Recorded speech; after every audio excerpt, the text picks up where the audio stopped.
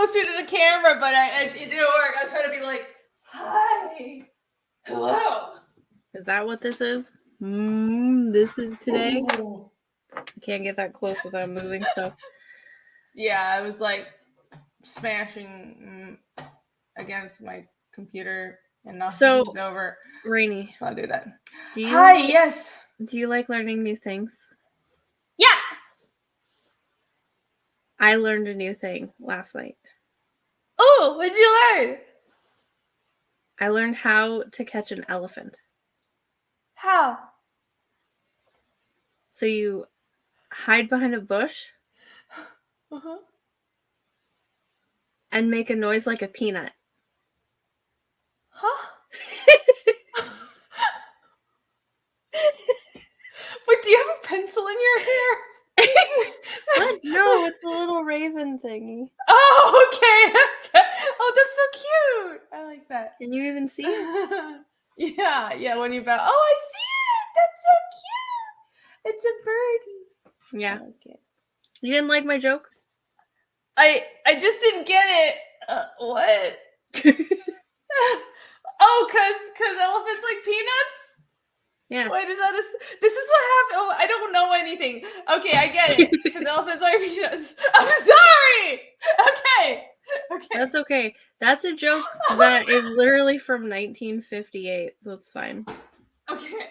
Chat saying it's a bad joke.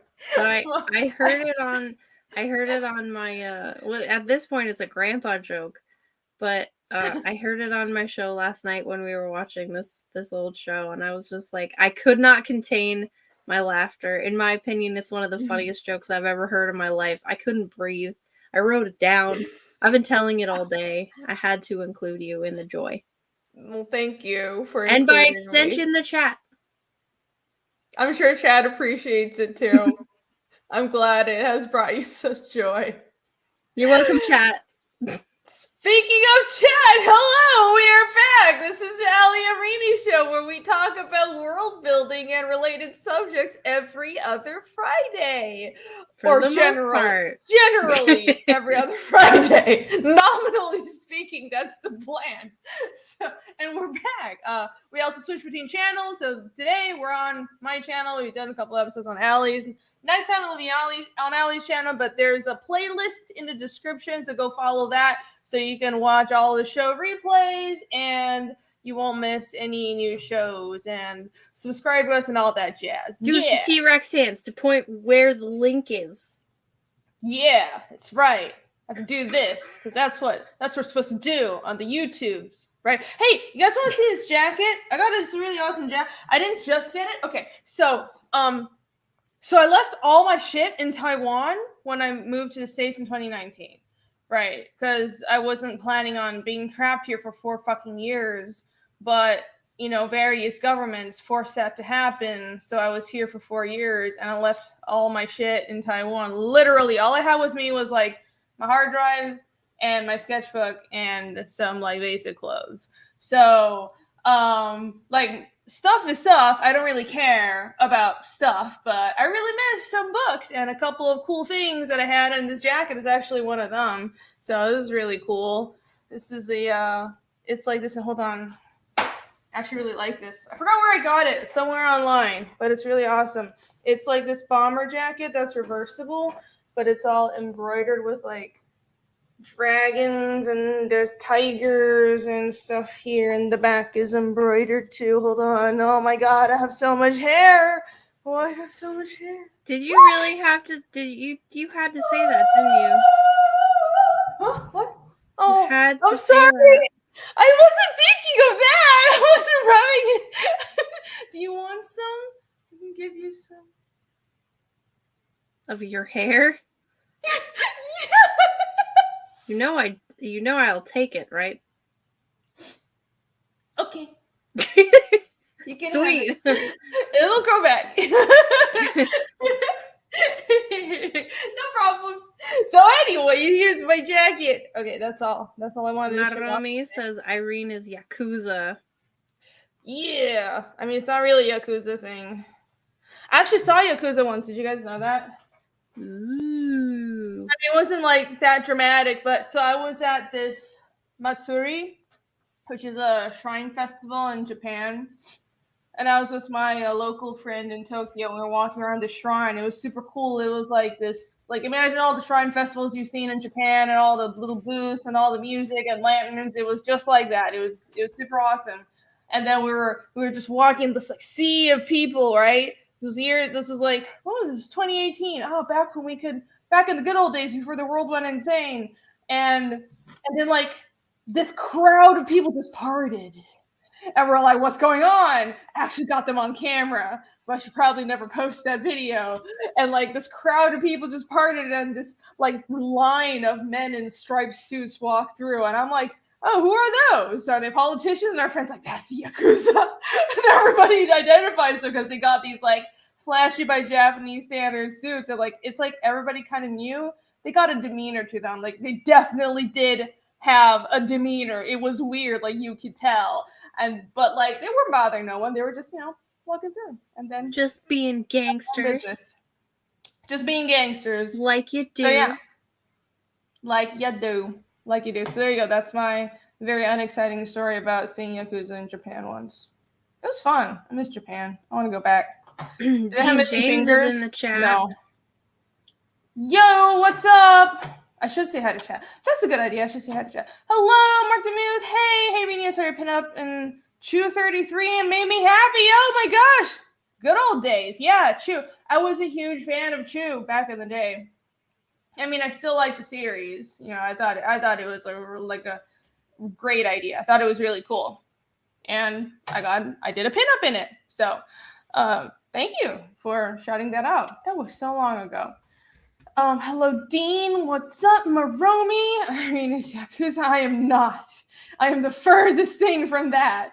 But it is very Asian-y, yes. I do like some Asian-y things once in a while because guess what? I'm from Asia.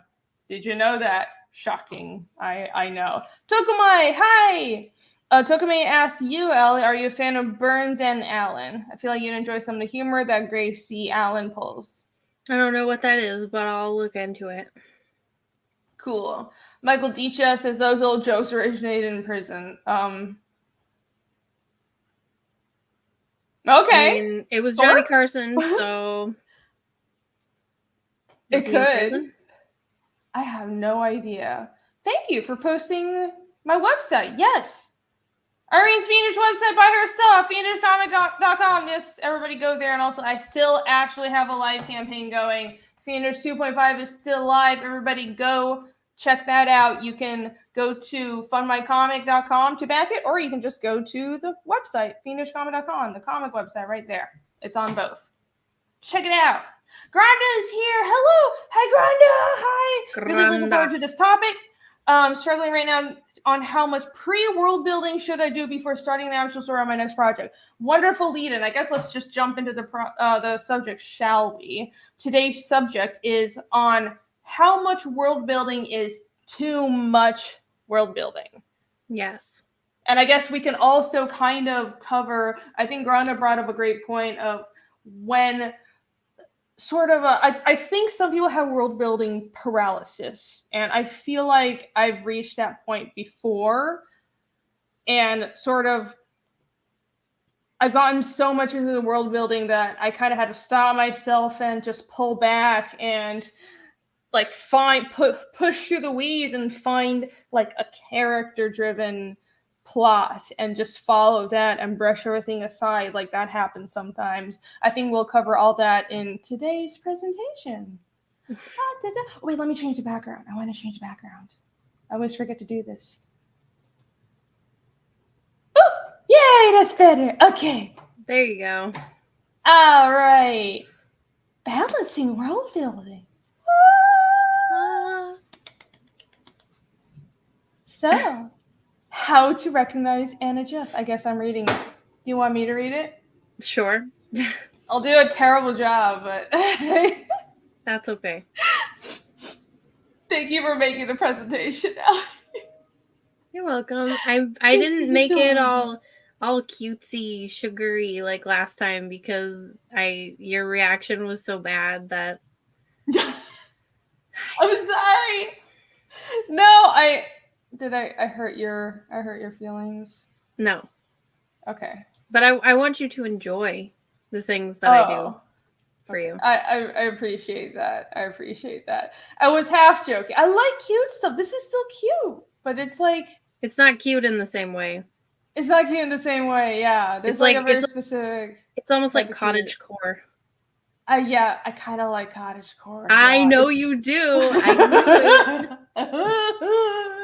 But the other type of cute was like 70s flower child cute, and I was like not about that. So I apologize. I'm very opinionated. This is great. This is really pretty. All right, it's all Alice in Wonderlandy and stuff. Ooh. Do you know what's ridiculous? So what? When I was in like elementary school, I was bullied a lot, and they couldn't like find anything to make fun of my name though. Yeah. The closest they could come was calling me Allison Wonderland. Oh.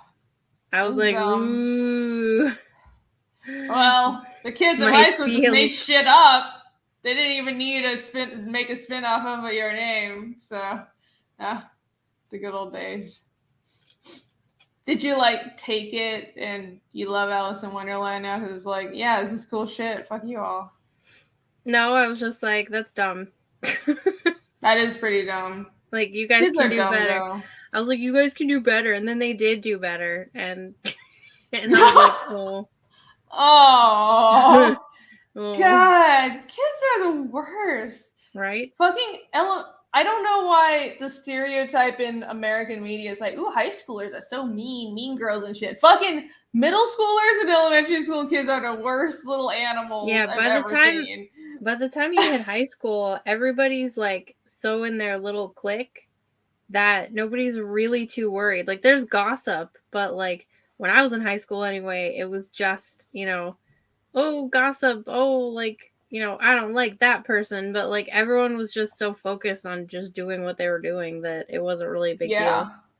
Yeah, everybody kind of mind their own damn business in high school. And it's like, it was also like everyone's brains had reached a certain level of not so much maturity, but like just mind your own business. Like the weird kids just got to be weird on their own damn selves, but that didn't happen in middle school and elementary school.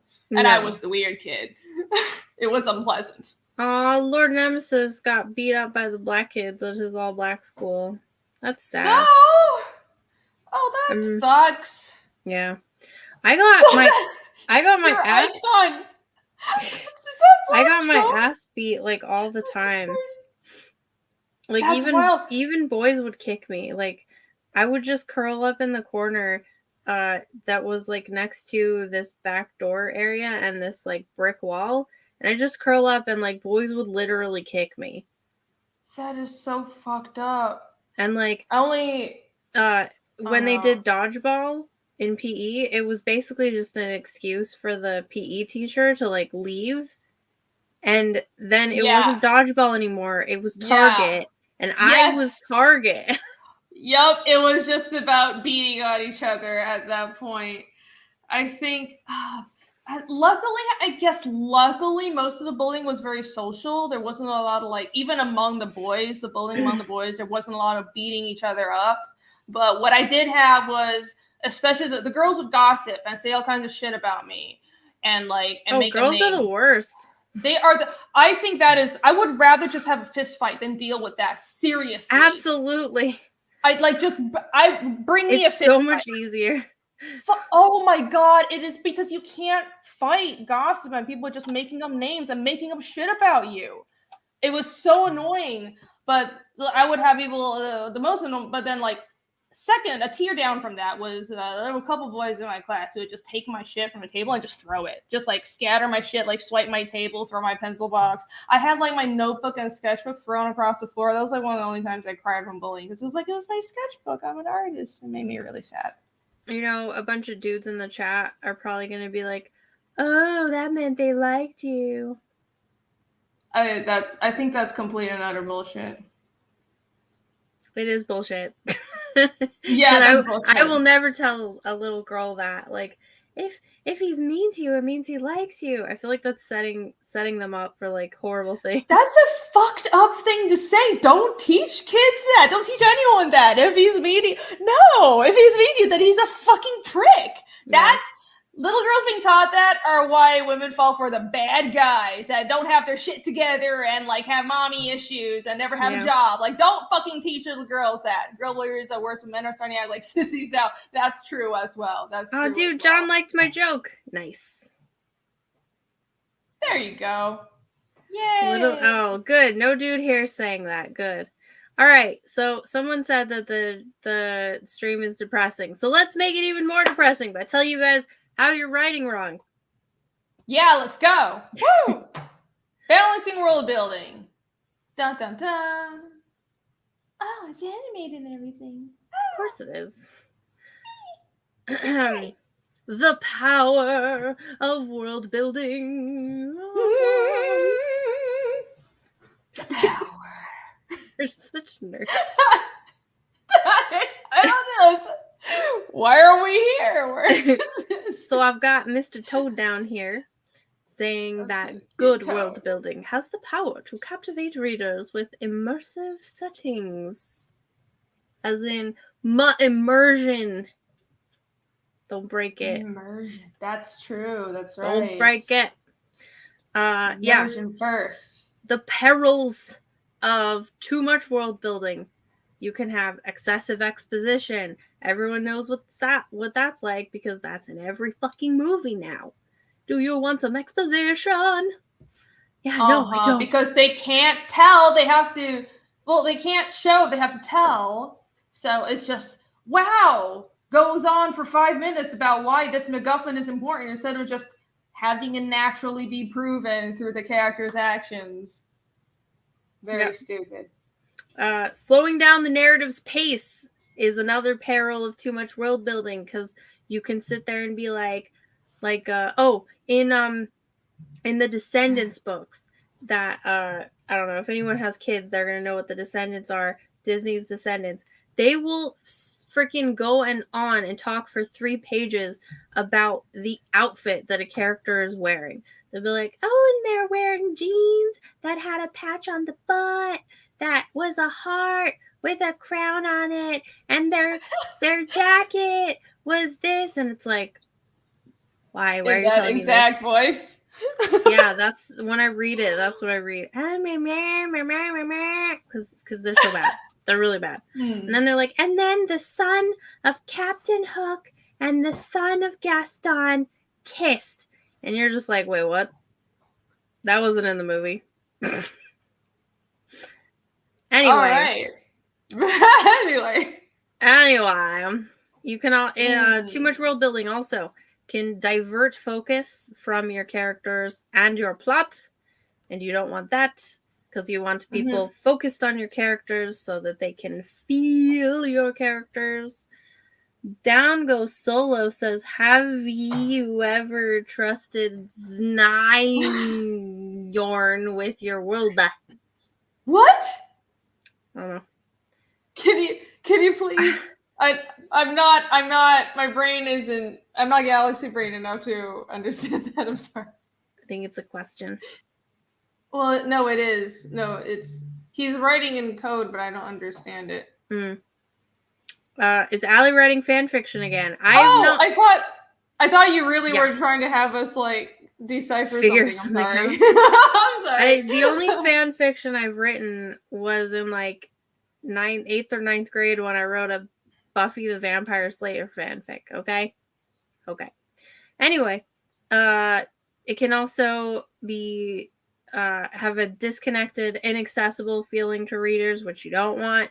You want them to get into your book, i.e. immersion.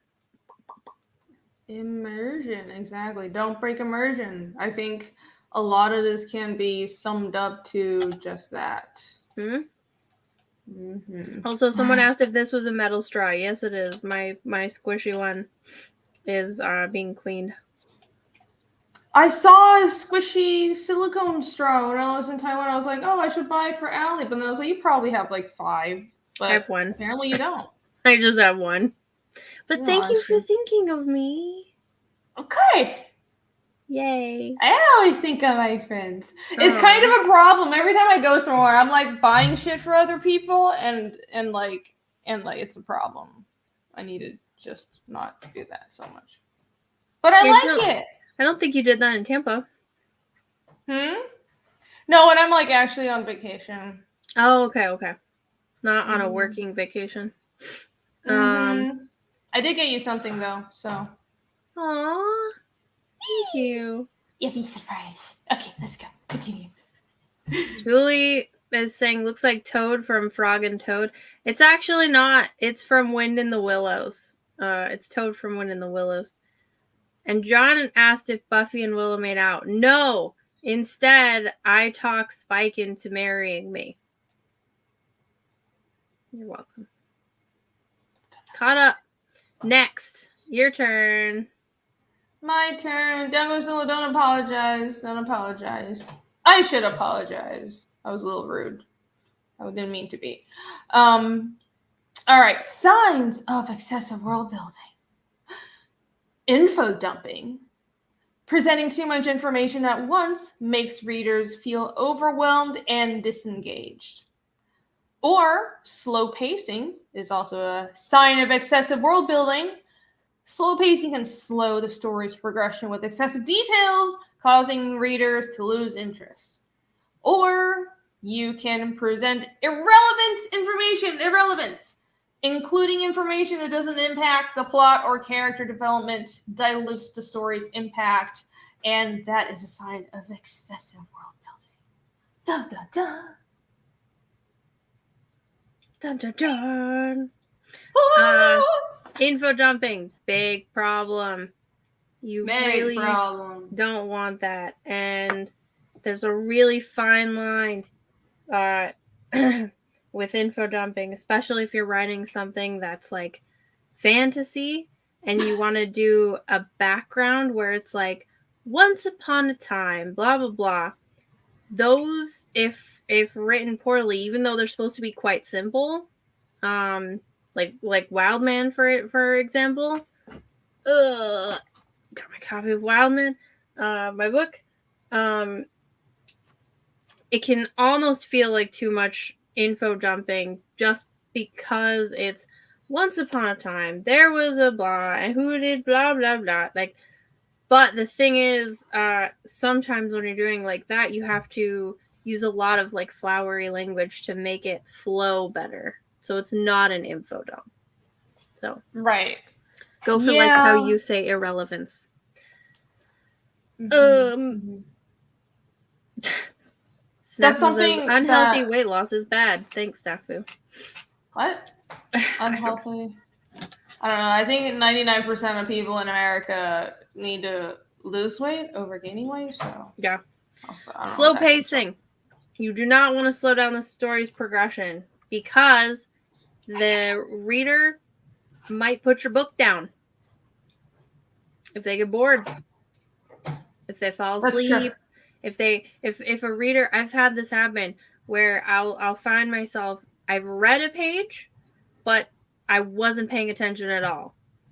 Like, and so now I have to go back and read it again, and then I discover, oh, I wasn't paying attention because I'm bored as fuck. That happened with Stephen King. God.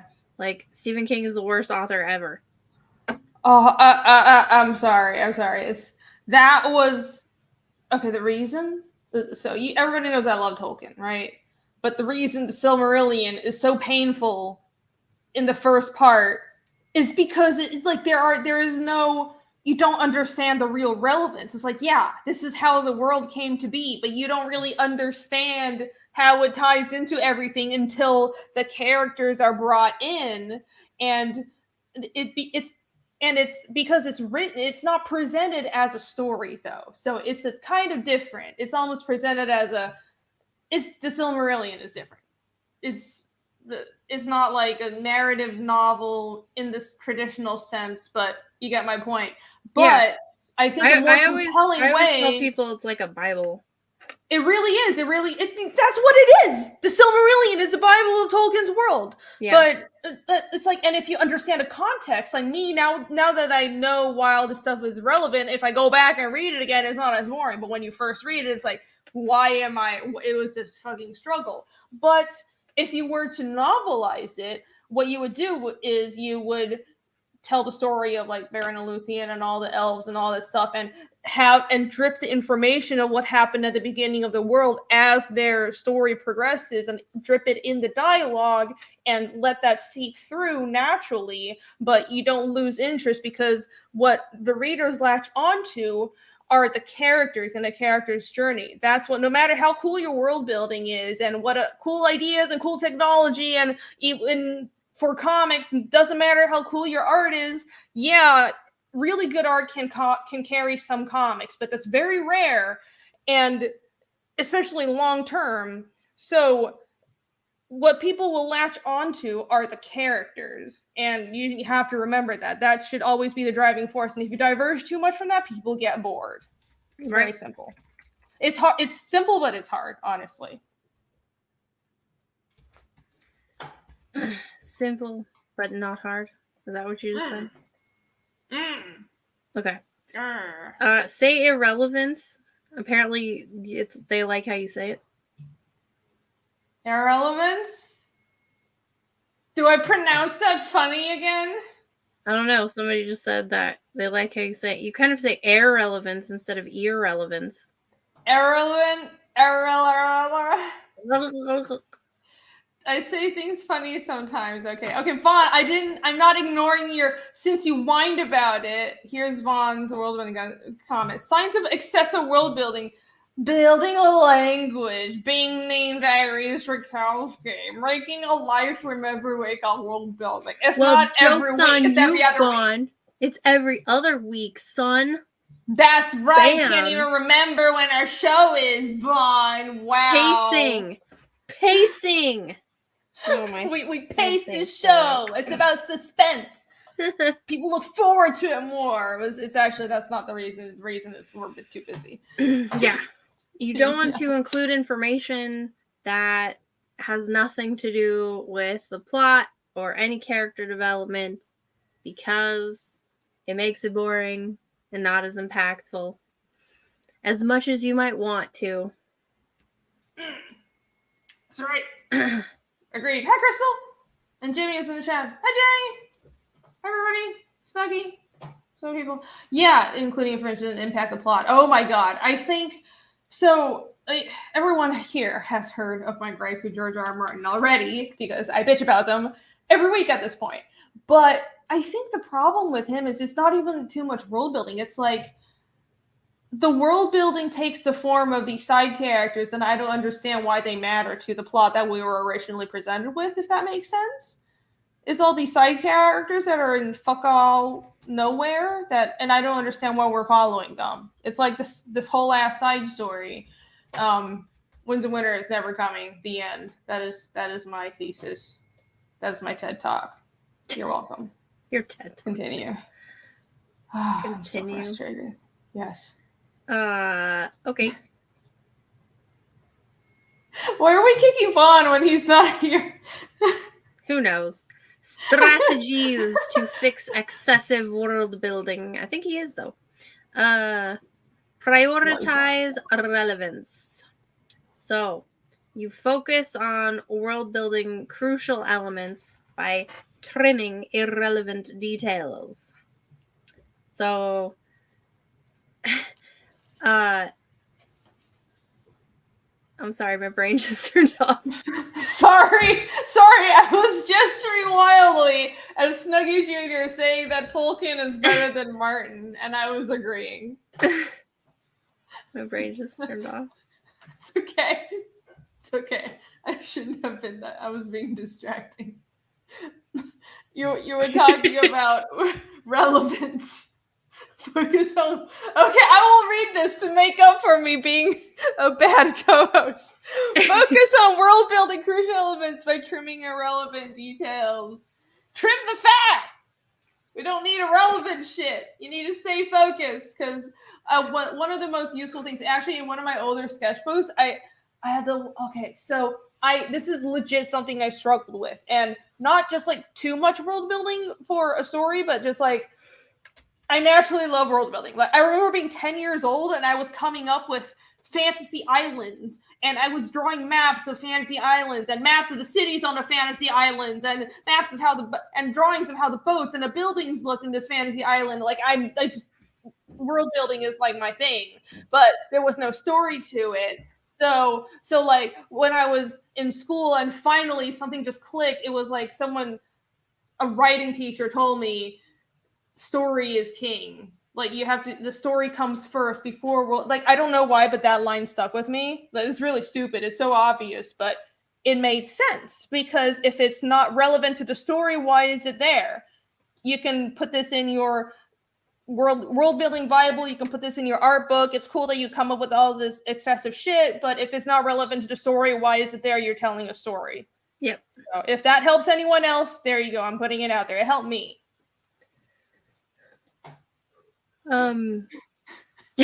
You said it a little while ago, but the drip feed information where you just allow the readers to absorb and appreciate the world by introducing elements gradually. I've seen some people criticize Tolkien for this because of the Concerning Hobbits chapter. And I can see the point. He didn't actually have to have that in there, but it's fun. Do you mean the Scouring of the Shire? No, like in the very beginning, the chapter that's just called Concerning Hobbits. And it's like, hobbits are very, genial people who, do this and don't like gossip and stuff. Like, that whole thing technically doesn't need to be there. You can skip it. But, like, it's fun. yeah, that is true. Tolkien was not perfect. I think the books would have been that information in the Concerning Hobbits chapter. I think I just blanked that from my mind. That honestly, that stuff becomes evident as you read the story. And I still to this day don't understand why Tom Bombadil needed to be there. Like, he's fun, but there was no real rhyme or reason for it. Hey, you don't. Yes. Talk shit on my Tom. You can have your Tom. You can have Tom. He was not relevant to the story. He helped him. Wasn't. He helped him. I don't remember how, but I'm sure he did. You don't remember how. That's why he wasn't that relevant. I could have glossed over it. It wasn't in the movie, so it wasn't relevant. That's not what I said. That's not what I said. That's what you meant. No, it wasn't. No, it wasn't. The movies are not the end-all be-all. You said it without saying it. I could read your mind. No, now you're just imagining things. The books come before the movies, even though those movies are very good. But they changed some stuff in the movies that honestly didn't need to be changed. Like, Arwen wielding a sword and all that shit. It was, like, kind of silly. And then the sequels got even worse. Or was it fun? Oh, so now you're on the side of the movies, huh? Little bit. I like Arwen in the movies. She's quite bad in the book. Just bad. I like her in the movies more too, but I don't know if I think this is like getting into the weeds a bit. I think that scene, having her there defending Frodo, that was good, but I feel like she could have just used magic. I feel like Vaughn, that doesn't happen in the book. That whole scene isn't a thing. Yeah, I like that scene being there. I'm just saying I feel like she should just use magic. It's like giving Galadriel a sword. It's kind of one of those things for me, right? Like, why does she need a sword? She's already powerful. Just to look cool. Okay. I mean, all right. For fun. Okay. I mean, who doesn't need a sword? I have a freaking sword on the back of my chair. I didn't say people can't have swords. I have swords too. I haven't shown my Viking sword. I need new swords. I haven't bought a new sword in a while. This is a problem. This is my chair sword. That's your chair sword? What the fuck is a chair sword? You just have it attached to your chair. Yeah, I need a sword. Oh wait, no. Okay, to me. hold on. Now we're gonna have a fight. This was my My Mother's Day present, my chair sword. That's my cooking knife. No, it's my chair sword. It goes on my chair so that if somebody tries to break in or something and I'm just in my chair, I can just... Okay, listen up.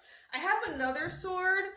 It's not really a sword. It's more like a dagger. It's like this really cool Damascus steel. It's not real Damascus steel. It's just, the metal looks like that. But I'm too lazy. You don't have real Damascus steel? I don't know. It's not, because of the way the banding is. It's not real Damascus steel. It's just folded that way. I can tell. But here you go. Here's my Viking sword. It's functional too. It's really heavy. It's not sharpened though. It's like half sharpened. But yeah, this thing is fucking functional, dude. My bed knife is real Damascus steel. I got a bed knife. It's real Damascus steel. Check this out. Oh, you have a bed knife too. Yeah, I got a bed knife. Yeah. Look at how cool that is. It's got this like craziness in the end. Oh, that is cool. And then oh, that's real Damascus steel. Huh. That is nice. And so I have to keep it like oiled and stuff, and you can tell that it's real because it's folded. You can see obviously folded, but it's very pretty. So, and anybody who I shouldn't say that. I was gonna be like, I could use a new Damascus steel sword, but I'll buy it for myself for Christmas. I'll give me that Christmas gift to myself. Yeah. So I've got a chair sword, and a blade, and a bed knife, and other things. Barb Rogers says all you have is one sword. Hold on. What makes you think that? Zachary, of course I keep it oiled to doy. I'm showing off my Viking sword. Why are these girls showing off their swords? This is actually more wheel. So I'm looking how much smaller. The Viking sword is really fucking legit. This thing is like 4 pounds. It actually shouldn't even be that heavy. But it's actually a machete that's just shaped like a gladius, which I love. Like, it's a functional machete. I've used it in my yard before. It's great. But like, this is an actual one-handed weapon for me. This is not. This is a two-handed weapon for me because I'm not that strong.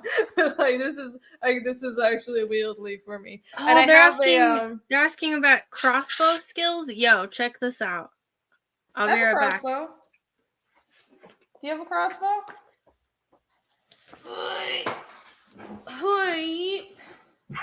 Almost dropped it. Should I get my dagger?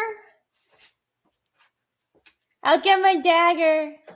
Oh my gosh, Renie, you have a crossbow too? Yeah. We should get together at like an archery range. Check out my crossbow. Ooh. Hold on. Oh, it's really similar to mine. Mine is gold. I have like a gold and black one. I've got it drawn all the time. Just in case I need it. So I'm not gonna touch the trigger, but that can wear out the string though. You gotta be careful about that. Yeah, I know. But I've got a bunch of extra ones.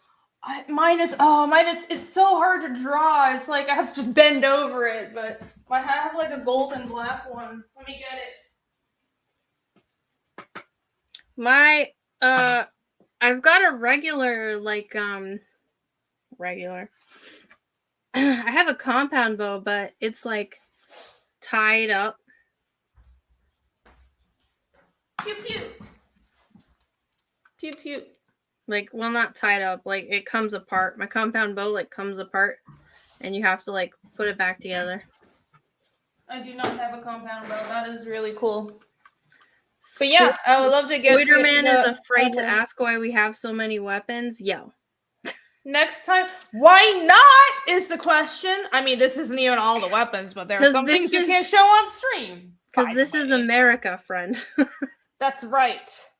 Yeah, this is too hard to draw. I can't. I have to kneel over and bend over to draw this. But here you go. Here's my little hand crossbow. Isn't it cute? Oh, it's the best. Normal girls compare shoes and purses. I think you and I have talked about shoes. Like, have we? Yeah, I think in your car we were like, we don't have a lot of shoes. Yeah, the end. That was the whole discussion. Yeah. We do talk about girly things, mostly Yeah. like hair. We even talked about that's it. boys. Wow. Boys. That is true. That's hard to avoid though. Girls do talk about boys. Did you know? We totally failed the Bechdel test. Oops. No shits given. We talked a lot about a lot of stuff in the car. We talked about our childhoods, and we talked about look at this stupid people. We talked about that. Oh, nice. Isn't it pretty? Yeah, it's That really is pretty, isn't it? I do have to oil it though. I need to upkeep this. Oof, I'm bad. Yeah, that was a great car ride. Zachary said an artist and she can't even draw the crossbow. Shut up! I can. It's just difficult. It's not what it means. Okay, let me get some super chats. Yeah, you got some super chats. Yes, thank you everybody for your super chat. Mr. Camo, member for 2 months. Thank you so much. Received Fiendish 1 and 2 the other day. Both were fire. Thank you. I'm glad you like them. Thank you for your support. Runs with Scissors from New Zealand 20. Thank you. I live directly across the road from Way to Workshop. The huge trolls are outside. I'll write a sign that says Malin Blush. Whoa! Okay. Do it. Read that before in my head before reading that out loud. I'll run back. I'll read the rest. Where do I send the pic? It'll take 15 Send it to minutes. me. Send it to me. That way Renie doesn't have to feel bad about posting it. I'm not going to condone this. But it's I assume New Zealand is a free country, and here in America this is a free country. So that's all I'll say. Thank you very much for the 20. That's cool though. You live across the street from Wado. That's awesome. Runs with Scissors address. You mean my email address? I can put my email address in. I was so owned. Yeah, that's right. Crystal, hello. Catch up. Some of my plays will be seen in upcoming comic reviews. Ooh, yeah. There you go. Cool. I should be telling people that, how when people get Zach's books, they'll take a picture of it with their guns. I should encourage people to take pictures of their Fiendish books with their swords. Yes. That would make me very happy. With your swords and your knives and your freaking archery weapons. Yes. All the weapons. All weapons are welcome, but fantasy swords are extra appreciated. I typed it in. Can you see it? Yeah? Yeah, I'm a mod, so they should be able to see it. Oh, I see it. Let me highlight it. There. I'm in for it now. I can, if anybody sends any, anything untoward, I will block them.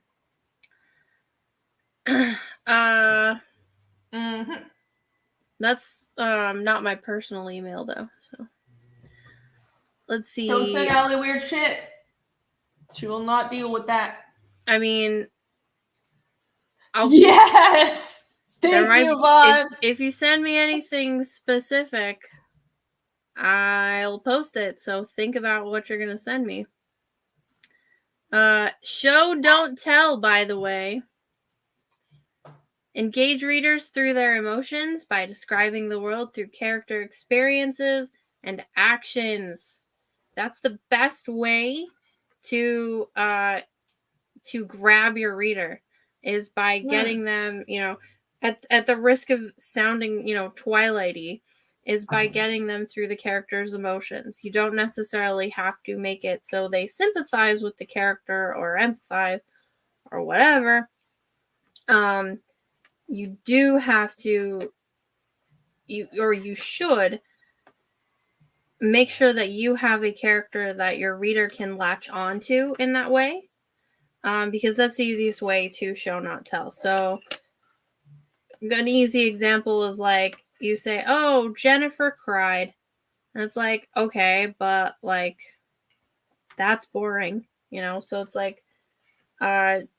Jennifer's stomach contorted and she felt the tears welling in her eyes, that sort of thing. It's Sorry, Jess distracting me. Yeah. Oh, Commandant is neglected as an axe enthusiast. I am a disappointment. I don't have an axe. I really should.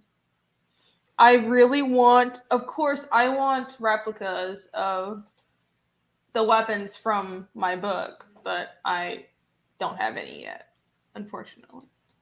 If somebody out there can make one, that would be great. I'll pay you. Thanks. Oh, speaking of which, you guys, there's a, do you mind if I don't know if it's shilling, if I share the link for the Lucent fan art contest? No, not at all. They're voting on it right now. Oh shit! Yeah. Yeah. Let's pimp the Lucent. Bancroft's good people. Oh, of course. Let's go. I was paying attention. I just got distracted the minute Ali finished talking. Actually, we're gonna circle back to this. All right. Yeah. Go vote for Dean's in that one. Oh. Everyone. There you go. Okay. I haven't looked, but they're at all the entries, but there have been some really good ones. So go vote for. Yeah, but Dean's is the best. Whoever you think is the best. Ali clearly likes Dean's. You can vote for whoever you like the most. Go vote. And as long as it's also Dean. back the Lucent if you haven't yet. Lucent 2 is live right now. Go. Maromi, I voted for Dean's, obviously. Vaughn says, vote for Dean's nuts. Am I right, ladies? Oh, man. What do you know about Dean's nuts, Vaughn? That's all he thinks about, apparently. I knew it. Vaughn has way too many nut jokes and sock on jokes and all this stuff. I feel like Vaughn is like, got some, seem a little obsessed with this, Vaughn. Got something you want to tell us? It's fine. It can be confidential. I won't tell. You just tell me. Come out of the closet, Vaughn. Just kidding. Everybody go vote. Sausage flavor. Vote right there at where was the link? I lost it. Anyways, Lucent fan art contest there. All right. So, another strategy. Your turn. All right. Oh, this is really tiny. Hold on. I have to make the screen bigger. Make it bigger, Renie. God damn it. Ali, don't make it worse. Let's make it worse. Or better. Okay. Another strategy. For not over world building. That is now a word, right? Finding good beta readers for your book can be crucial to gain valuable feedback and improve your manuscript. Establish clear boundaries and expectations. Be sure they're familiar with your genre and will commit to a timeline. All right. Yeah, that's really important because a lot of beta readers will flake out on you. So you want to make sure to say, like, hey, I have this much that needs to be read. I'd really like it in 2 weeks. If you can't do it, it's fine. Just let me know. If you don't like sci-fi, if you don't like horror, if you don't like whatever, then just tell me now, because someone who's not into that genre is going to be like, well, it was boring. And like, it might not be boring. They just don't like that genre. I mean, there are people out there who don't like Lord of the Rings. They're Philistines, but they're there. So yeah, places to find beta readers. Don't ever pay for one. And I'm saying that as someone who got paid for a while to beta read. Okay. Reason? Because basically it's a waste of money. Okay. There are people who will read it for free. And every time I got paid, I kind of felt obligated to say something nice, even if it was shit. So just Good don't point. even waste the money. Like, pay for an editor. Don't pay for a beta. Yeah. Yeah, good. That's a really good point. I have never paid for beta readers, though now I do have beta readers, and the way I got the current people I send my scripts to are just through this long and arduous years and years long process of sending my shit to not all the friends, but just like friends that seemed interested, and then nobody would read it. Or they would read it and just be like, it was okay, or like, I like this, or like make a dumb comment that was like, what? And then I later figure out, right, they're not even interested in genre. They had no idea what I was going for, so it was terrible feedback. And I had to learn this the hard way. But you're absolutely right. Find somebody that establish first. Do they like the genre? Do they understand it? Are they even interested in reading this? And give them a timeline, because I would send people shit and they would just never read it. And I have this problem too. If you send me stuff and you just don't tell me like, hey, I need this feedback by a certain time, I'm going to do other shit. It's like the same with art. You can't tell me just finish this whenever. I need a deadline. And it's the same with beta readers. Yep. And somebody asked, what is a beta reader? I lost it now. But a beta reader is basically a test reader. They give you feedback on your finished manuscript, an unreleased work of writing, literature, and then they give, they tell the author from the point of view of the average reader. That's pretty much it. They can help you identify problems with readability, usefulness, and saleability of your manuscript. They're not an editor. I would say save your money, find free beta readers, and hire an editor after it's all finished and stuff. Yeah, maybe Human has heard of beta testers, but yeah, beta readers have been a thing for a long time. You can find communities of them if you just search for writing groups, critique partners.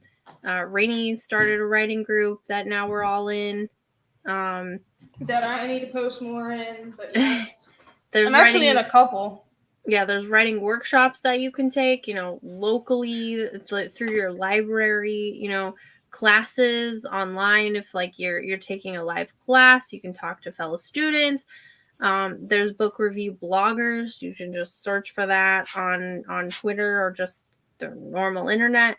And a lot of times book review bloggers will have a thing on there saying like, hey, if you want me to beta read your book, send it to me here. Like, some of them want you to pay. Never, just don't do that. But some of them won't. And that'll help you get readers as well, so that you have an established fan base. Then, of course, there's family and friends. The crap thing about that is basically like, unless you have really good family or friends who have like free time, that's not going to be the best place. But, in a community like Comicsgate, I know a lot of people pass each other comics. I read some of Fiendish. And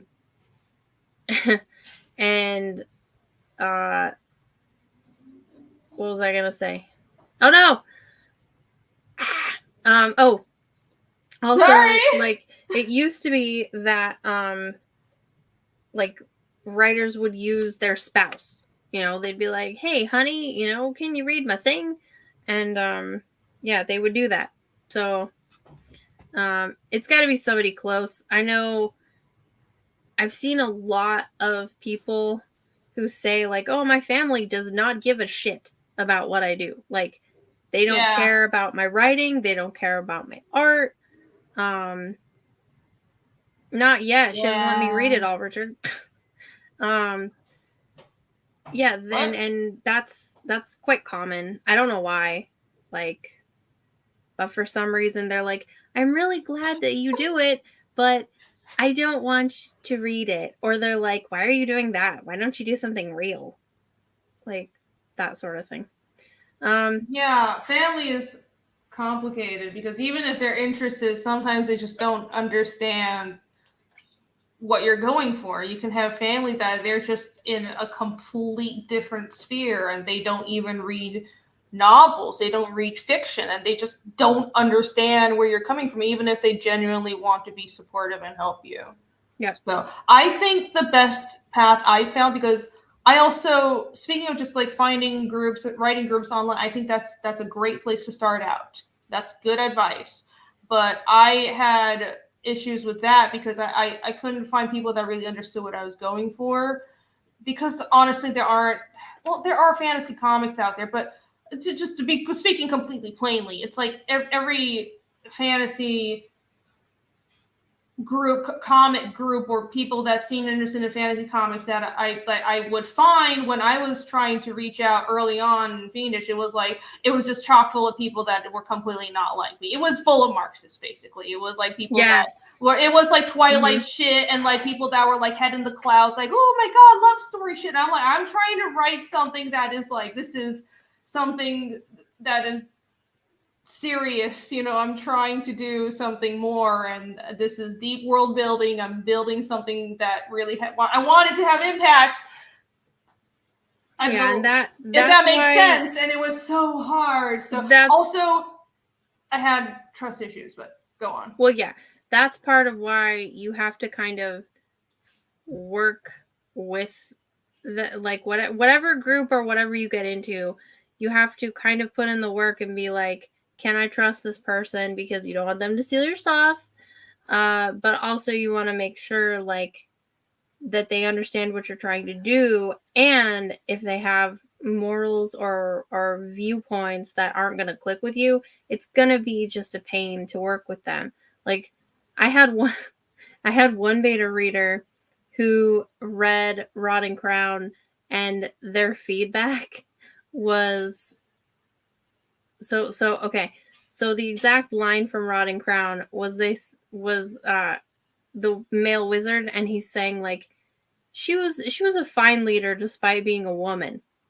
and and the beta reader's only like feedback was, a lot of women might not like that. And I was just like, I don't give a fuck. Like, what are you talking about, you dumbass? Why would that matter? Does it work for the story? Oh my god. Exactly. Does it work for the story? It does. There you go. And that's, yeah. And so I saved it and like kept it as like a screenshot, like, oh no, the women are gonna like the one sentence that I wrote. Wait till they see the rest of the book. Right. Yeah, it's serious. Good point. Honestly, something else that I also, tying into that, had to learn the hard way was some of the worst feedback I've ever gotten on anything, on any of my work, not just writing, but on art, like drawing art, and also the general trajectory of my career is like, well, the general audience wouldn't appreciate this, or you should do what's popular. Like that has always been the wrong path, because it's like, what works, unless you want to be just an art monkey for hire, somebody that is writing some bland CW show, or you're an art monkey that can work at any company and painting backgrounds, and you're interchangeable with anybody else, and you're going to be replaced by AI in 5 years' time.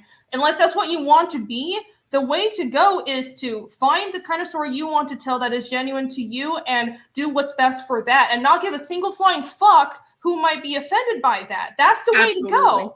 And I wish I was taught that earlier, but now I know that, and I'm just going to put it out there. That's the way you tell a good story. You put the story first, and the story you want to tell first, not the story that you're going to be worried, like, what is that normie down the street? Are they going to like this? That doesn't matter.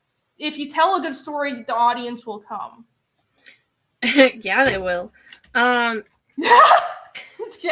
I'm sorry, I couldn't help it. Allie, I thought the streams with you were the no simping zone, but this is not. How is that simping? How is not me, you? You're encouraging it. Okay, anyways. How is me doing an innuendo noticing? Okay, you're right. Simping. I'm wrong. It was funny. Oh, don't be mad. What would I be mad about? I don't know. What'd you do this time? I did everything. Oh, yeah. that is the most disturbing icon. I have a better one. Hold on, I gotta share this. Why is useless intellectual seems mad? I don't know why he's mad. So, Takame was saying get an NDA. Yeah, if you're nervous about it, totally get an NDA. If they won't sign it, then I would say they're suspect. But no, check this out really quick. Vaughn, I got so much of that shit. So when I was complaining to an ex-professor, like this was years after I graduated, and I was like, I'm suffering. I don't want to draw all this cutesy stuff that Marvel's making me draw. Like, I just want to draw my own stuff. I want to do my own series. They were like, well, just put together a portfolio of like your previous work, because work is work. You know, don't complain. Just be grateful that you're getting work. That was what I was. The worst fucking advice I've ever gotten. Okay. Anyways. Open the thing I sent just now. Oh my god!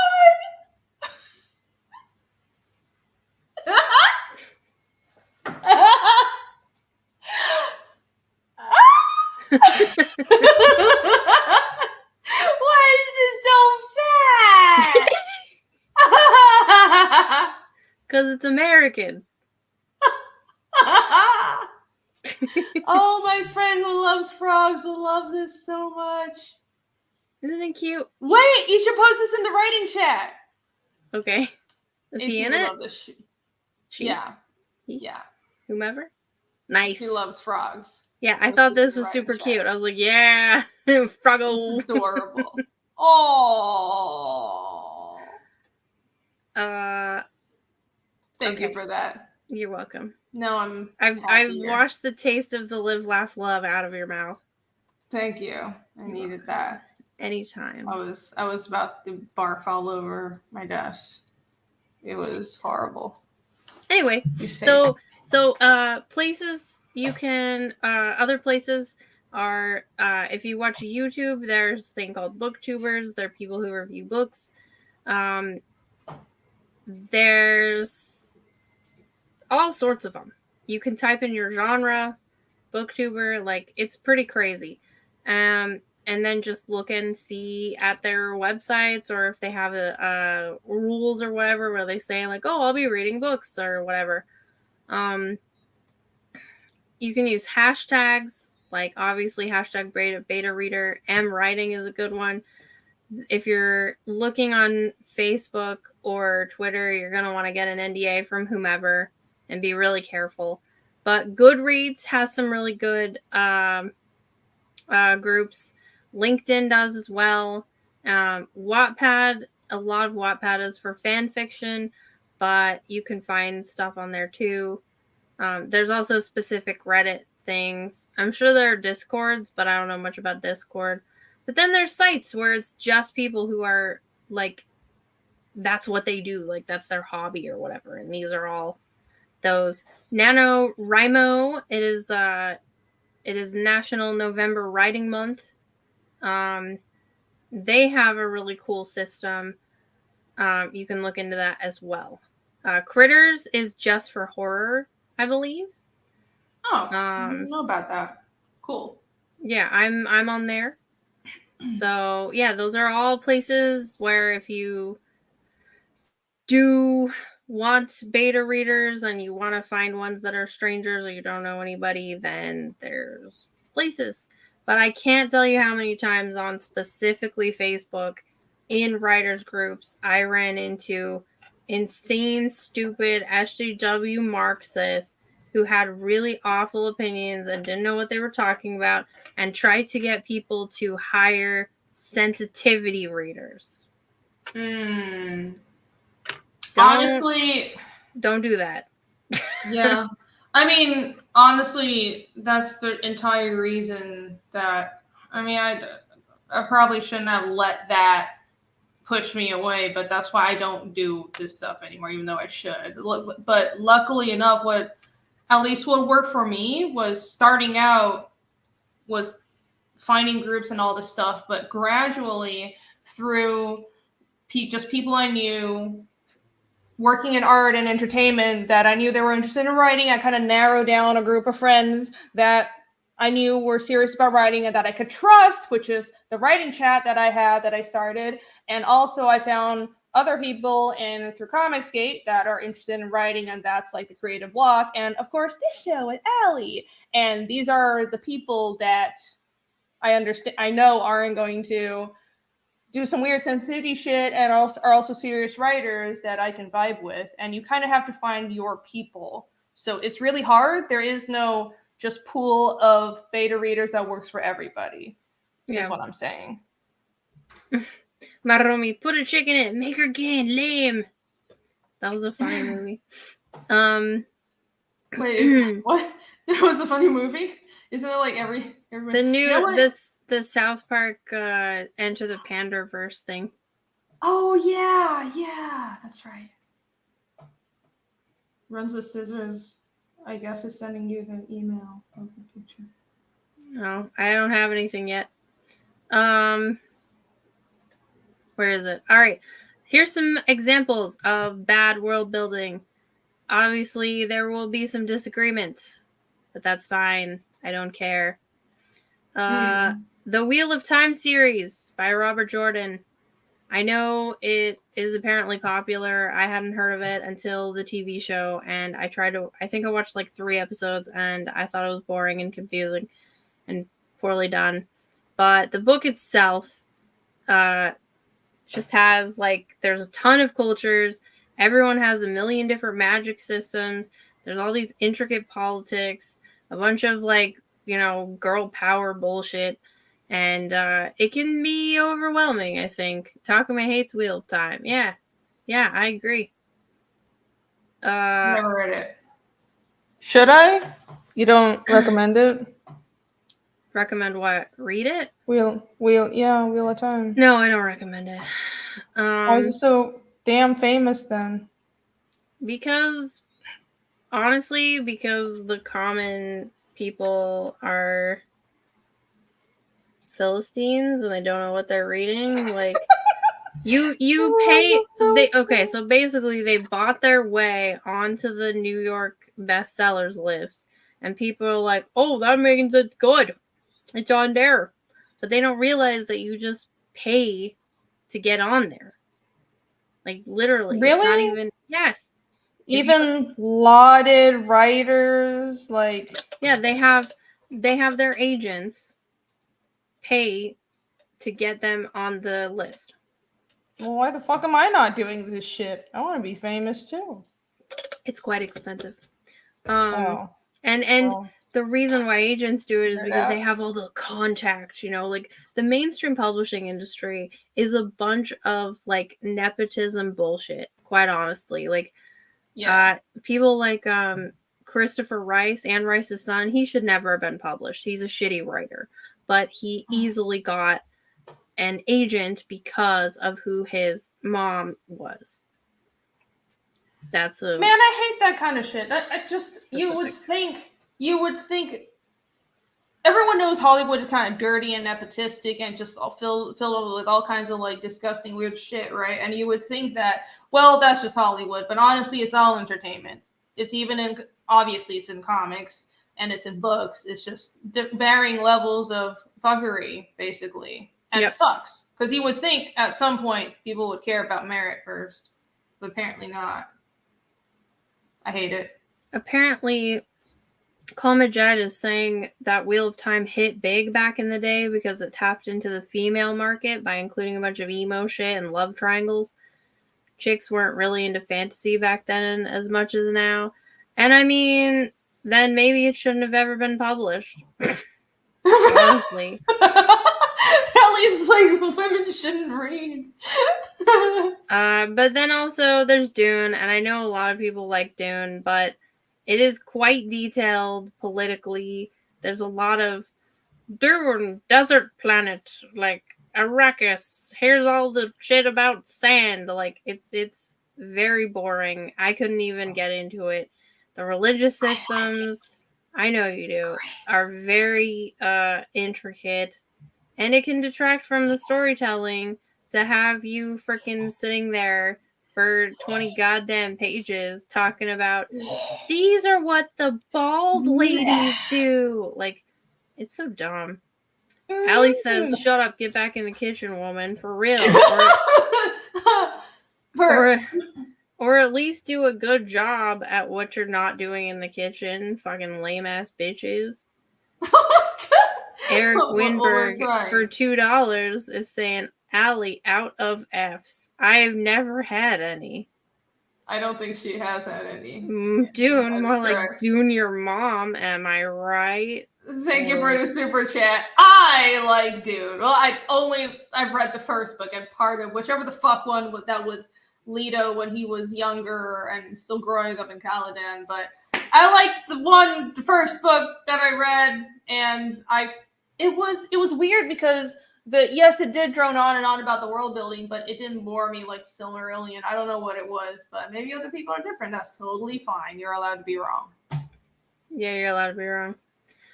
Runs with Scissors says he got a message it didn't go through. Yeah, I didn't get anything. You could try sending it to my Twitter, though, I guess. Dune isn't a well-written book, says Maybe Human. It's bloated, yes. Star Wars basically adapted Dune in a better way. Just replaced the voice with the Force. I've only read 3 and a half of the Star Wars books, but the half one I don't count.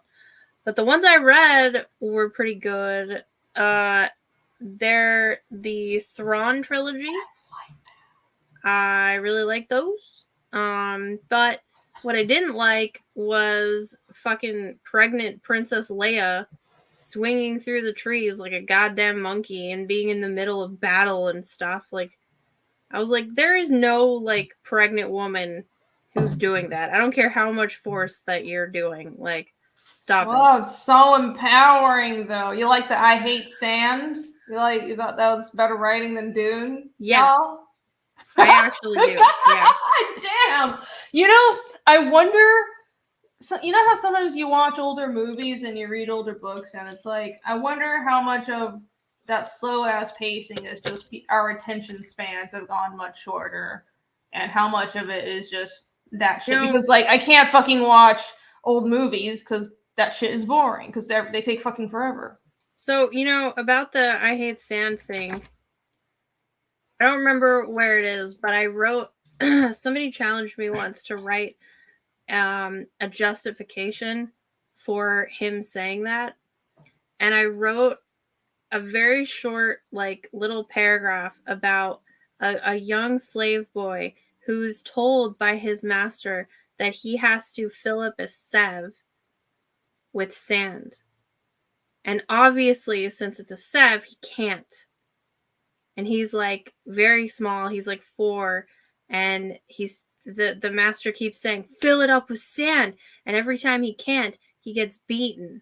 And so he's just sitting there crying because he's a slave who can't do what he's being asked to do, and then he's hurt for it. And then I ended it up with like how Anakin cried. I was like, so that's why he hates sand, faggots. Like, fuck. Can you just add water to the sand? No. The water of his tears, maybe, but it still would go through the sev. Pee in the sand. Pee in the sand, Anakin, you stupid 5-year-old dumbass. 4-year-old. What did you think of that, loser? Stupid.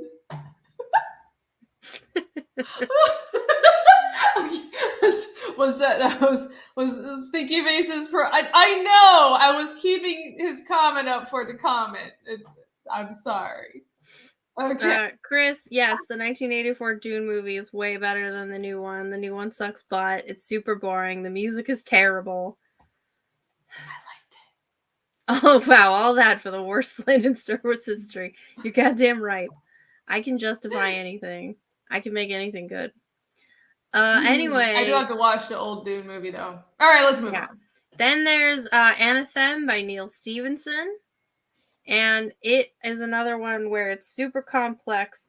There's extensive fictional terminology, which that's another thing. If you don't explain your terminology and you include it right away, without it feeling natural, and you're not super talented, like what is it, like Clockwork Orange is written almost exclusively in a made up slang, but when you read it, you understand what he's saying.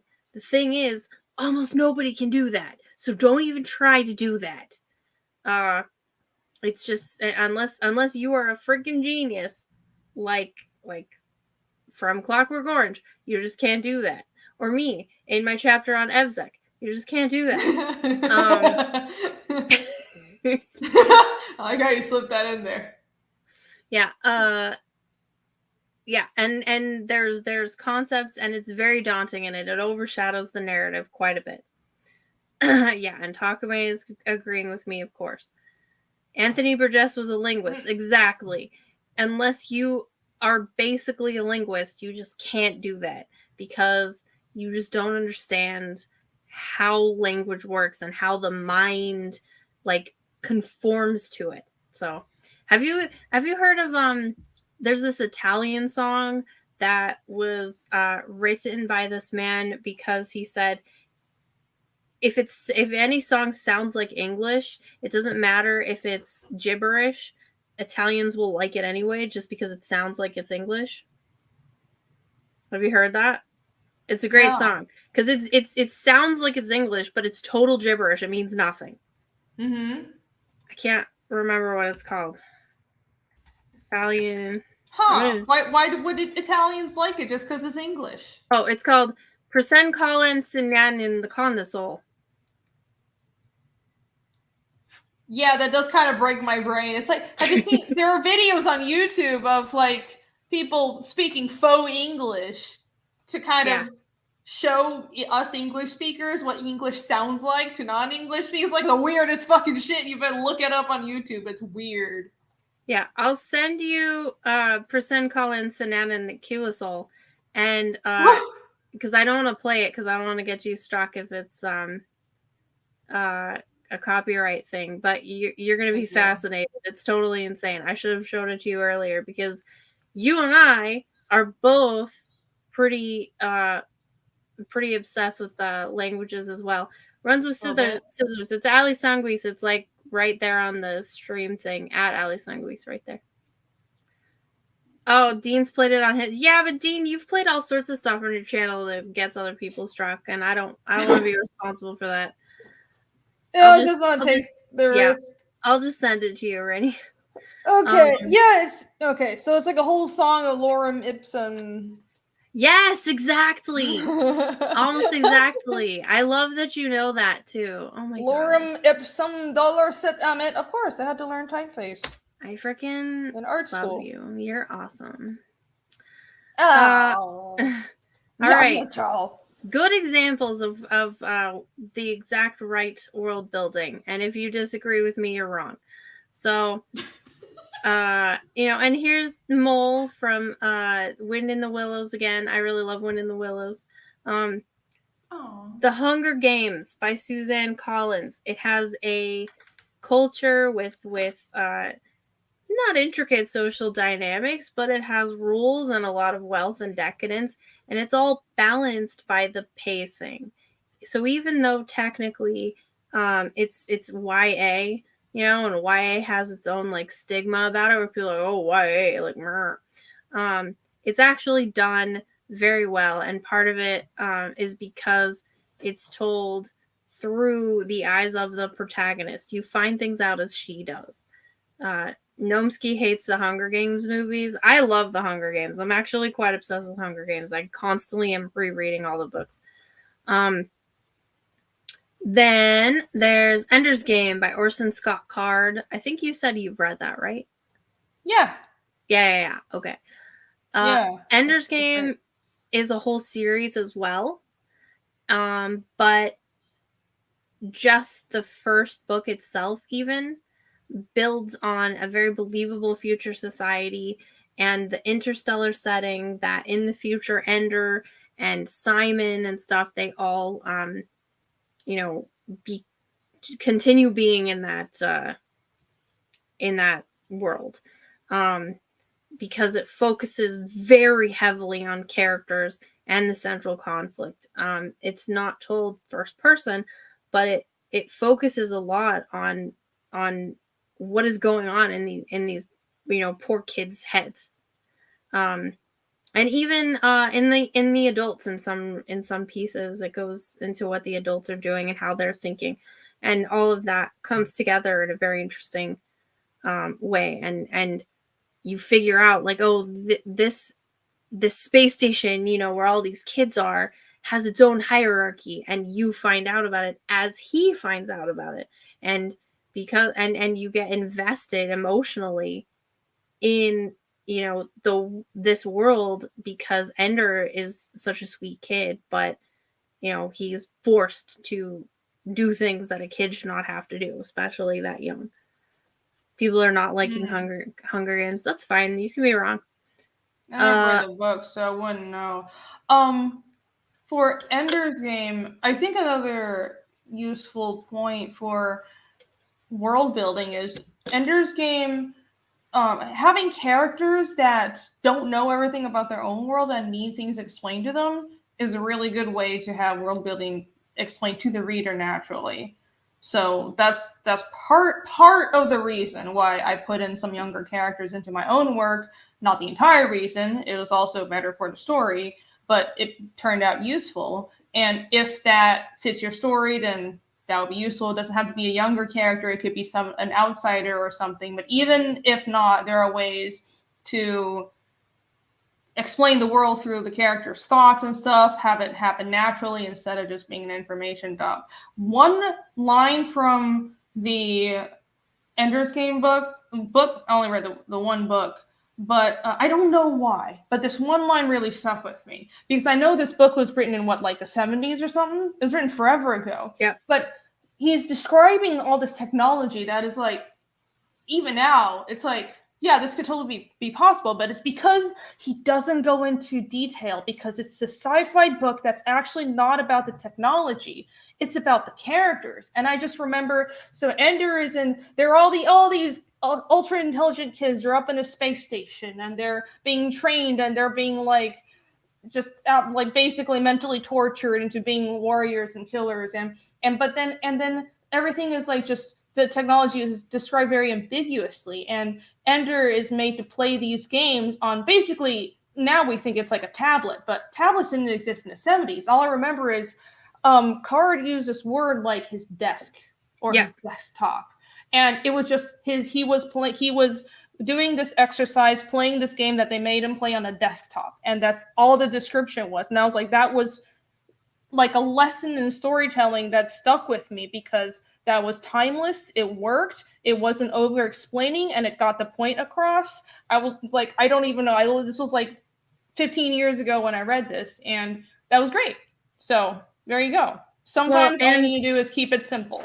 And he stuck with like the rules of physics that are obvious and that we know, like very, very elementary rules of how does gravity work. And it's like, oh, I know how gravity works, so of course that's how it would work, and also about like how Ender figures out how to move inside of the like game rooms. That's just obvious once he figures it out to you.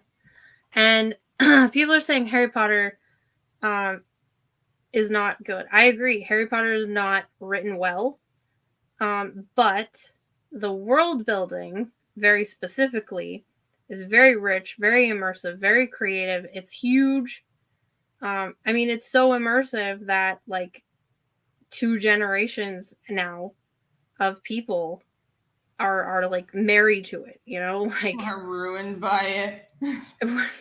Well, ruined. But the smart, not crazy ones are just like, this is fun, Yeah, no, I do agree with that. The world building in Harry Potter is actually really good. The characters are completely uninnovative, but the world building was great. That's why I read it. Very, very specifically, the world building is great. Yeah.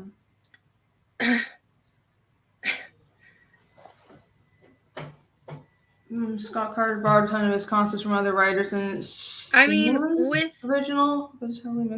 sci-fi, they kind of all borrow from each other, but very, very specifically that world with the buggers and everything, like, or if you want to go for longer series, Animorphs. I'll talk about Animorphs all day. We're gonna be here all night. I'm just saying that world is world built very intensely, very immersively. It's a whole universe, but you find out about it as the characters do.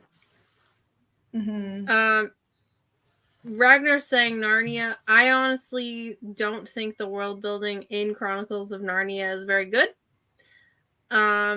Because there's a lot of holes in it. Okay, so there's only so much that you can do where you say you leave things open for the reader, you know, like to fill in. But at some point, stuff doesn't make sense. And if you read the whole series, a lot of what's happening makes no fucking sense. Like, you look at that map, it makes sense at first, but then later it expands and you're like, this makes no sense. Where is this happening? What is this? Scooter in a god-shaped hole? Maybe. What is it? Yeah. What are Animorphs? Is this code for furries? It's a sci-fi book series that I'm obsessed with that Renie hates, apparently.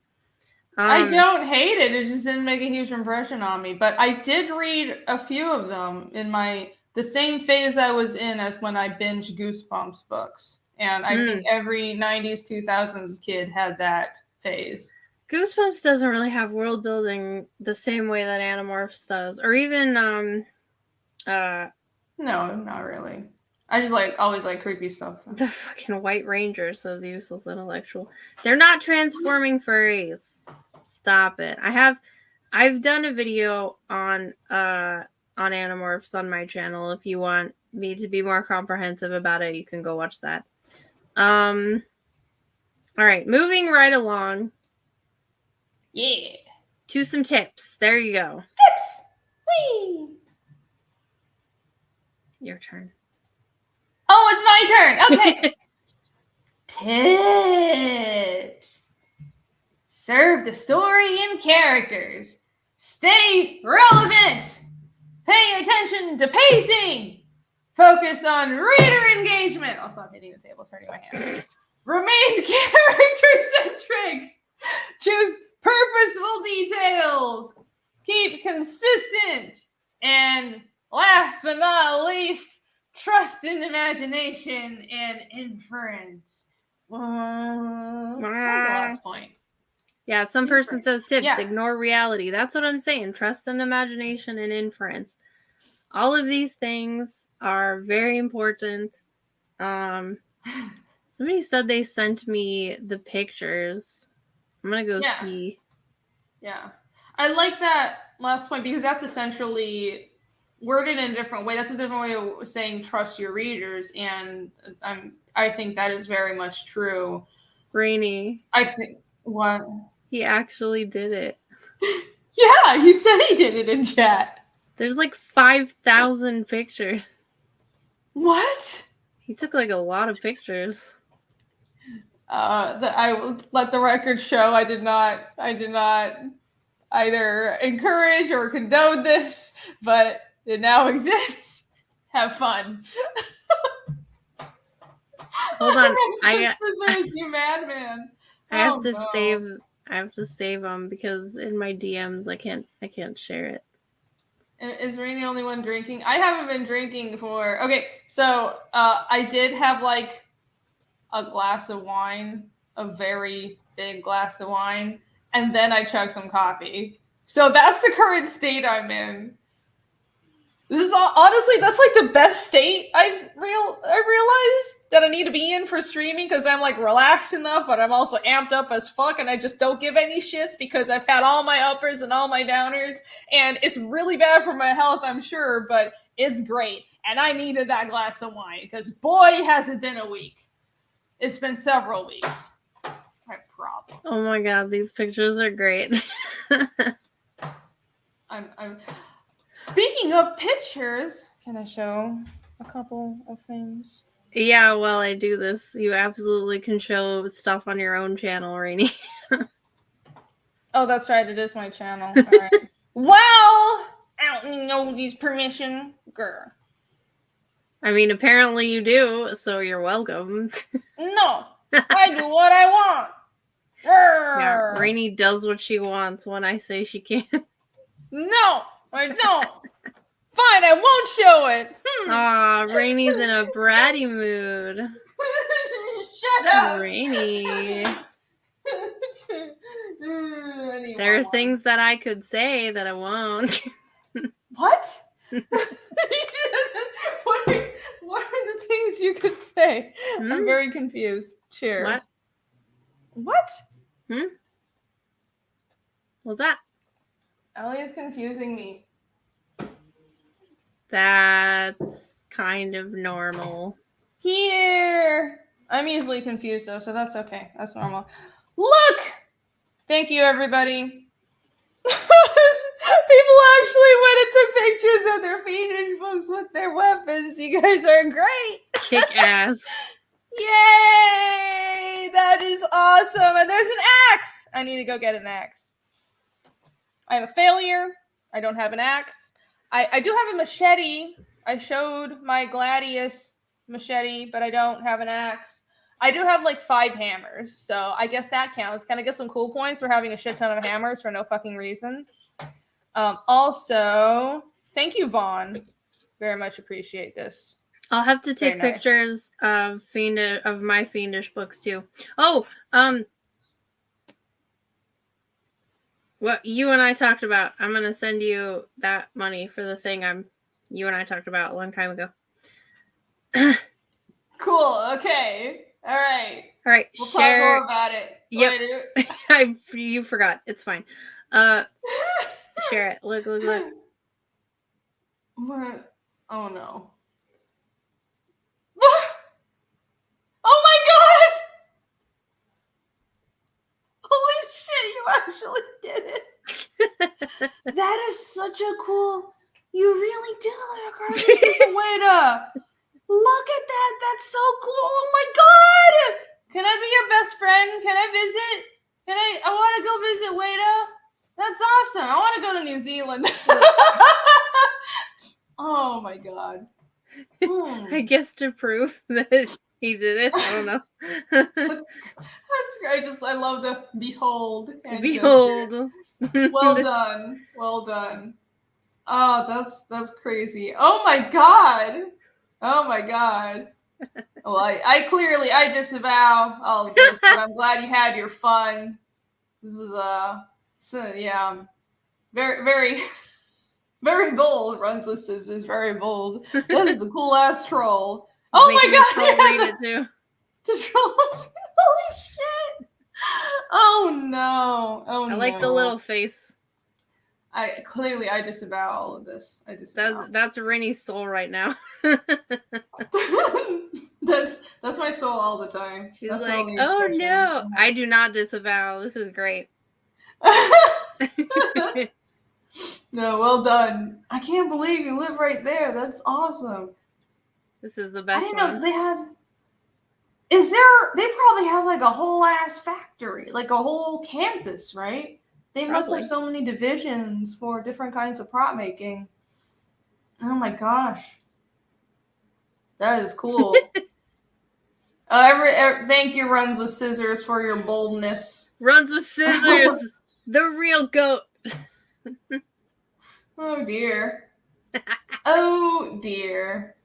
Oh dear. Oh dear. Well, Chad, I hope you're enjoying this. Oh dear. Of course the chat's enjoying it. It sure does look thank huge. you very much. That made my day.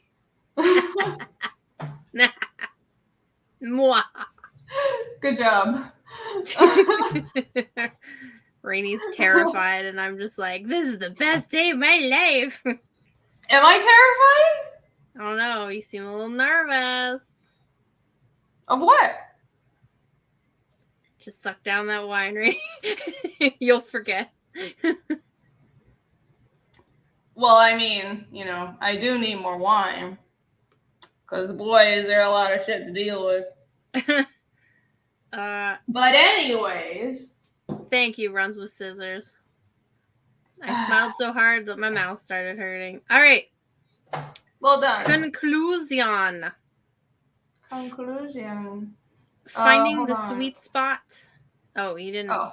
No, it's fine. I'll get to super chats afterwards. There we go. Finding the sweet spot depends on your story and the effect you hope to have on your audience. Remember that the objective is to make world building a supporting rather than the central emphasis of your story. Yep. Lovely. And here's the silly Alice in Wonderland.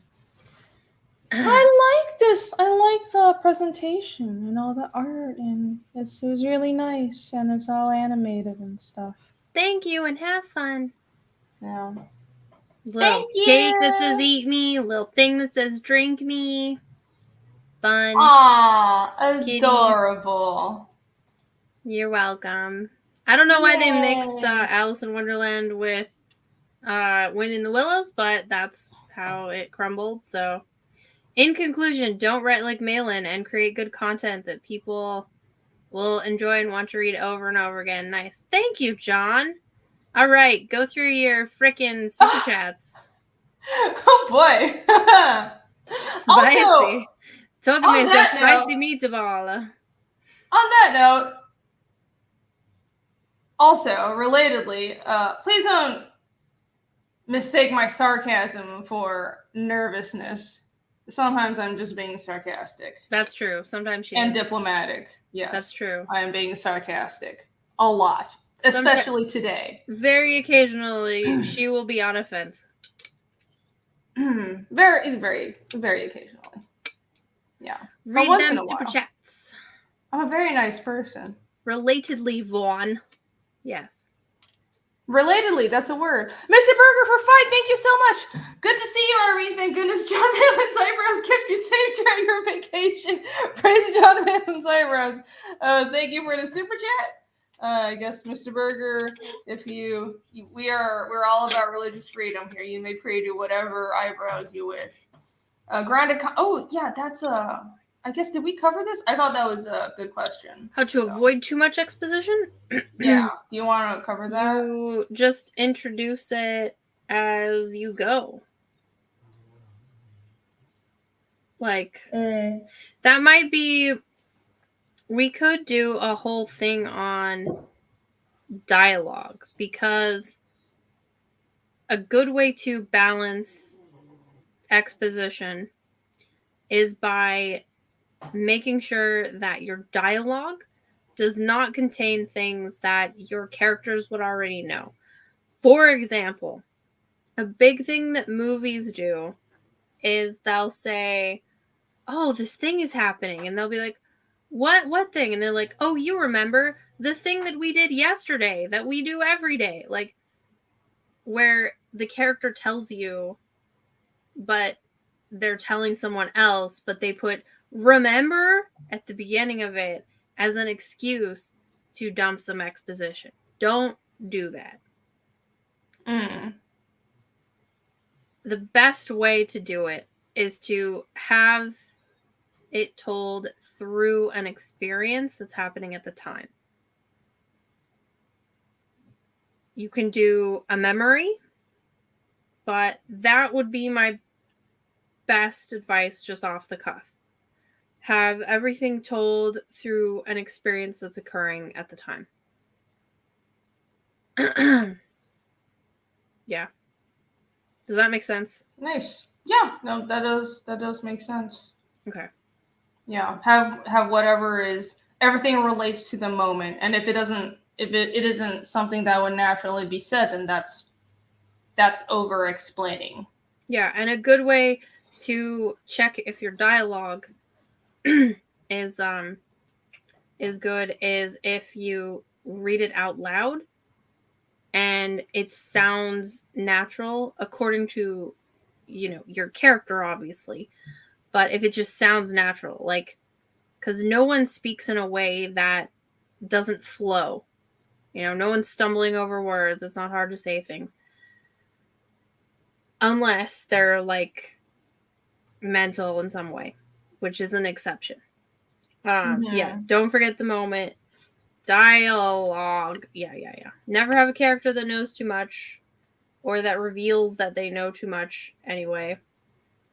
Yeah. You can try and have two people read your conversations openly. The problem with that is finding those people and getting them to sit and do it and not be like, what does this mean? Yeah, reading it out loud is good. Also, reading your stuff out loud helps you find errors. Definitely. And yeah. Sorry, go on. No, sorry, I cut you off. You were gonna say something. I was just gonna say, because when you've written something, even when you read it back, you're really kind of just skimming it, and your brain filters out any mistakes because it already knows what's there or what's supposed to be there. Yep. Yeah. I think sometimes having something explained to a character, when does it cross that line into exposition? The way I've learned to do it, reading your dialogue out loud is definitely good advice. Like, you hear this all the time. Like, every writing advice thingamajig will tell you that. Read your dialogue out loud, and also it helps you find your character voice, because what happens is you start acting out the way your characters speak, and that's awesome. That's brilliant. And then sometimes things happen where you start speaking, like speaking, like voice acting your characters, and you realize, hey, they would actually say this word this different way, or they would use this conjugation, and it's really cool. So that is just brilliant general rule to do.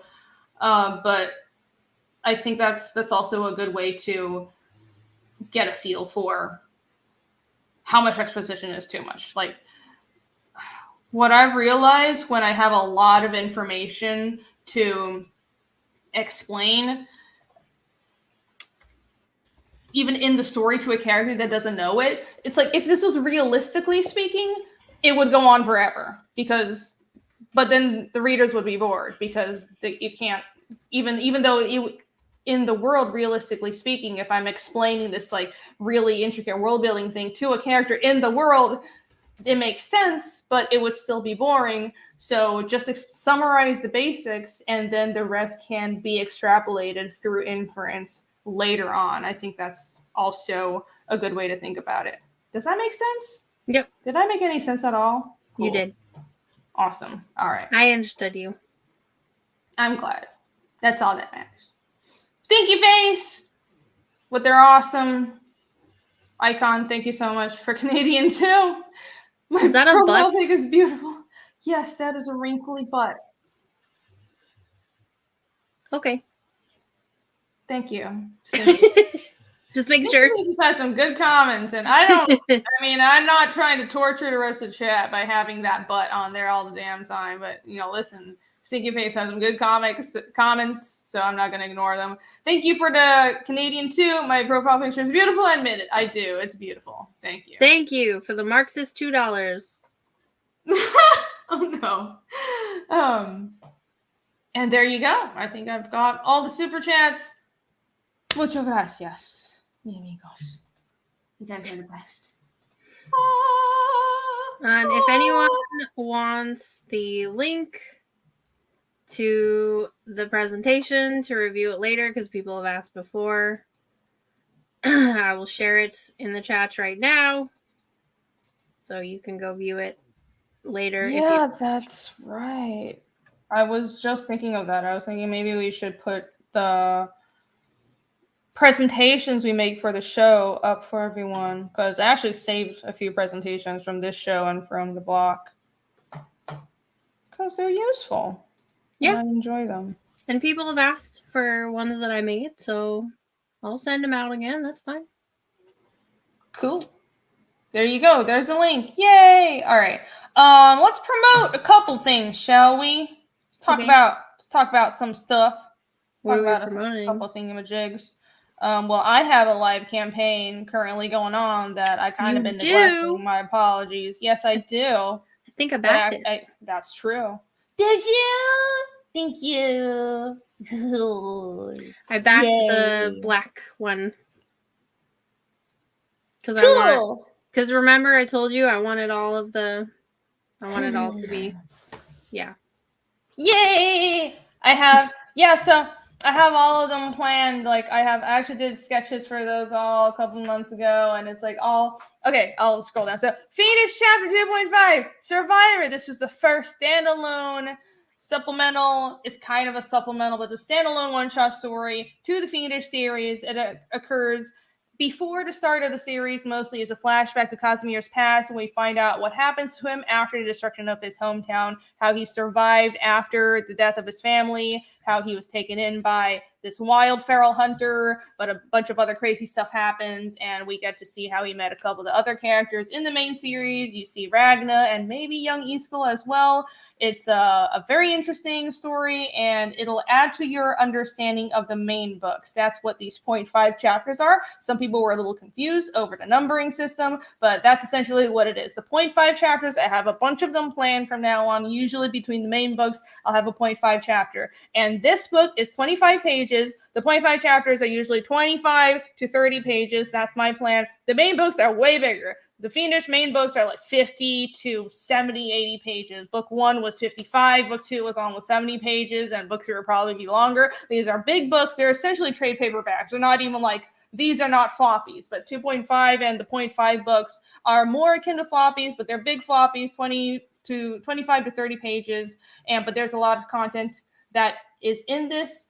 And Michael can attest to it. Michael Rushbrook is the artist. I wrote this, and Michael Rushbrook is the artist, inker, and penciler, and Jake, Hyper Wizard, is coloring it. And they are both doing a banger job. So check it out. It is here on the website, fiendishcomic.com, but you can also back it on Fund My Comic. If someone could please post a link, that would be much, much appreciated. But you can also go right here to fiendishcomic.com, and there's a link right at the top. There's a little tab right here, and you can back it over here or on Fund My Comic. Both are the same, because what I did was I mirrored the Fund My Comic campaign on the website, which is a really cool feature that Fund My Comic offered. So there you go. So on the campaign, you have the main cover. It's a really book-focused, simple campaign. I wanted to keep this a no-frills campaign that was just about the book and the story. I have just like 1 or 2 knickknacks. There's a little enamel pin that goes with the book. There was this awesome black and white cover that is no longer available unless you get the whole package. Like, this is effectively the subscription tier, but the price point is fairly affordable because it is a smaller and more book-focused campaign, but this is effectively the subscription tier. When I put up the stretch goals, which will be soon, there'll be some stretch goals that you can only get if you back this Peak Survivalist tier, so this is the one that I would recommend everyone back. But here is some of the interior art. You can see, here's some of the colors that are already finished by Jake. They look awesome. And here you go. Oh, and the other feature of this campaign is original art. We are putting up original art periodically throughout the entire campaign. And as you can see, a bunch of them are already sold. And there's a couple that still haven't sold. I don't know how. These are sketch cards by Michael Rushbrook. So nab these. All the other ones sold like within a day. So I think people just don't know about these. I need to tweet these out a little more. These are really, really awesome. And they're big sketch cards too. They're 5x7. They're not like the teeny tiny trading card size. So oh, wow, those are big. Go get this. Yes, they are. They're big. They're 5x7. They're like, that's about this big. Yay size. Yeah. It's quite large. Yep. That's like there are books that are that size. Yeah, that's pretty much the size of an ash can. So there you go. And check this out. Bag it now. This will only be up for a few months. It's going to be a quick turnaround. The fulfillment will be in April. That is the plan. Planning on fulfilling in April. So, because all the inks are already done. Michael actually finished the inks months and months ago because he was working on 2.5 while I was drawing chapter 2, because I wrote 2.5 forever ago, and I was thinking of publishing 2.5 along with chapter 2, but that didn't work out. So he had the inks done forever, and now we're just coloring it, and I have the letter, and then we're going to be ready for print. So there you go. Take a look at Fiendish Chapter 2.5 Survivor if you are a completist, or if you are new to the series and you're not so sure about backing 1 and 2 and upcoming 3, which chapter 3 will be launching next year, and you want to get a feel for the world and get a feel for my writing and the characters, this is a great entry point. And that is also another reason that I'm putting out these 0.5 chapters, because they're standalone stories, and I think they're great entry points for people that are not so sure about jumping into this larger series, but I'm very confident that you will enjoy it. Thank you. I do have something that I can chill. Okay, do it. I gotta grab it though. Thank you, some person. 1 moment, please. Thank you, Vaughn. Yay. I have a book. Thank you, Marmy. Oh, good. I defeated evil. Mike Barron is not evil. I love Mike Barron. That's awesome. Mike is a sweetheart. I had to turn my camera off because I was standing up and I'm wearing a dress.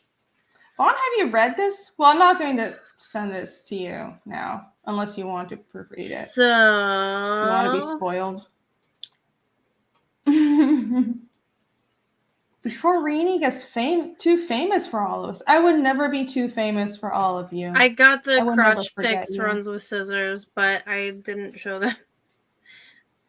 Yeah, so this is my kids' book that I made recently. It's got... So my kid is 12 and she's starting to like really get into drawing, but she'd be like, what should I draw? What should I draw? And so I was trying to find like drawing prompt books, but they all suck. They're like, oh, draw a happy frog. And it's like, that's fine, but it's so little and not a lot. I guess that, of course, a little is not a lot.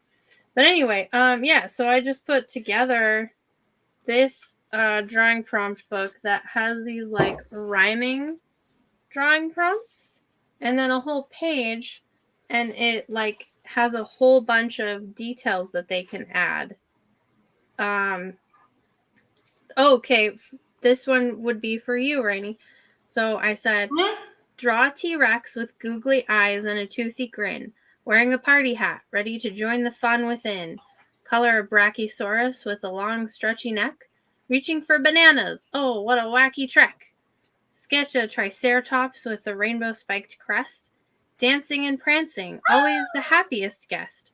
Add a Stegosaurus with balloons tied to each plate, floating in the breeze, a whimsical state. In the corner, a velociraptor wearing oversized shoes, tripping and stumbling, causing laughter and amuse. Color a pterodactyl in polka dot wings, soaring high, performing acrobatic stunts against the vibrant sky. Draw a Spinosaurus playing an ukulele with flair, strumming silly tunes, spreading laughter in the air. Include a Diplodocus with a tail shaped like a spring, bouncing around like a pogo stick. What a funny thing. So... Oh, that's adorable. It's got so 30 cute. of them in here, including one where you can create your own rhyming drawing prompt and have someone else follow it. I'm going to make more.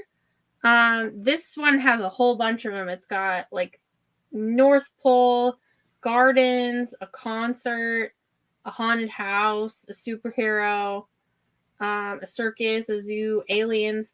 What I'm gonna do, because this like was a hit in the homeschool group, what I'm gonna do is I'm gonna make a whole bunch of them, and they're all gonna be like different themes now. So I'll share the link in the chat. And then I also have a group where like if people like what their kid has done, they can share it and stuff. So oh, that's awesome. Yeah, and because it's my Etsy and I have them, they're already like printed and ready to go. They're really big too, you can see. So, and I made them as big as I could, so there would be a lot of room to draw whatever they wanted. Oh, you actually draw in them. Yeah. Nice. Can draw in Alright. it. And then in the end, you've got this whole like illustrated thing. And it's been a good addition to a lot of the homeschool stuff, like because I homeschool. And there is a silly alien thing going on. So yeah. And I made them really affordable on purpose. And it can be fun. And it's really soft. It's got the like velvet finish. Cool. Is the paper good enough for drawing on though? I'm a little worried about that. Yeah, it's pretty thick. Okay. Like my artist brain is like thick paper. I would show off the ones that are drawn in, but they actually belong to other people. So I can't, since they're not at my house. But maybe I'll get some and show them off at some point. Cool. Yeah, it's awesome. Yeah, and I can send them out. I've successfully sold and fulfilled 2 books by myself without crowdfunding. This would be the 3rd one that I've not created a crowdfund for. That's all, ready to go. Like I said. Awesome. And there's a link to the Etsy, so everybody go check that out if this seems like something you would want to get for your kid. I'm sure it does. And I've got all these great reviews. Yay! That's awesome. Yep. Thanks, everyone. No, that was awesome. Now it got me thinking maybe I should start using Etsy because I have a store envy, but like fucking nobody uses store envy. I don't really know why. I don't even know what that is.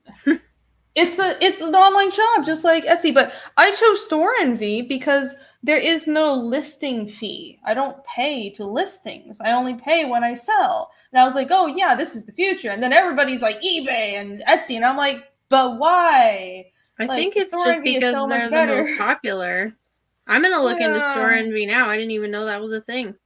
Yeah, I don't pay anything. The listing fee is rather small, but it's still, money. Yeah, I'm stingy as fuck. I'm like, it annoys me. So especially if it's like month after month, it adds up. But anyways, by the way, guys, I have a store envy. Oh, you know what? I might as well pull it up while I'm like yapping about it. I'm just gonna pull up a bunch of shit because people don't know I have other shit. People don't know I have like a website and a store envy. Hold on. All right, here we go. Oh, I have to be careful. There are boobs on here. Oh, that's bad. Okay, hold on. This is a problem. Main shop, Society 6 Store envy. I'm gonna go look into store envy now. And you have a great website too. I tried to like be inspired by your website, but like make it mine. Not like steal your thing, obviously, but I was like, I'll make Renie's site, but mine. But like building a website is so tedious. I've spent a lot of time. Yeah, mine has like 3 pages, and I was just like, I'll do this more next year. Yeah, hold on. Let me pimp my Fiendish website because this is the main thing I pimp because I actually pay for this. Like I pay monthly. This is where like all the email campaigns. I actually have a blog. I need to update the blog. I'm sorry, guys. I've been traveling. I was in Taiwan for like weeks, so I'm sorry. I've been neglecting a bunch of shit. I gotta post and get caught up. But the website is very expansive. Actually, this is just like the main landing page, basic information. But here in the About section, you can find out more about the characters. There's a world map. There's a pantheon. I have species for the world of Fiendish, and I have a language for those who don't know, but I assume everybody who watches this show knows I built a language for my comic. So here it is. Here's a whole ass dictionary because I just decided to not give any fucks and post the whole thing on here. So, because it's like, what are you going to do? Steal my language? No, the fuck you're not. Who the fuck is going to build a whole fucking language for a comic? So, I'm going to do that. And also, if you do, I'll come for you. And here is the world map. Look at this, and it's beautiful. Right. You can zoom in. What? Oh, phrasing. I mean, I'm going to cause harm.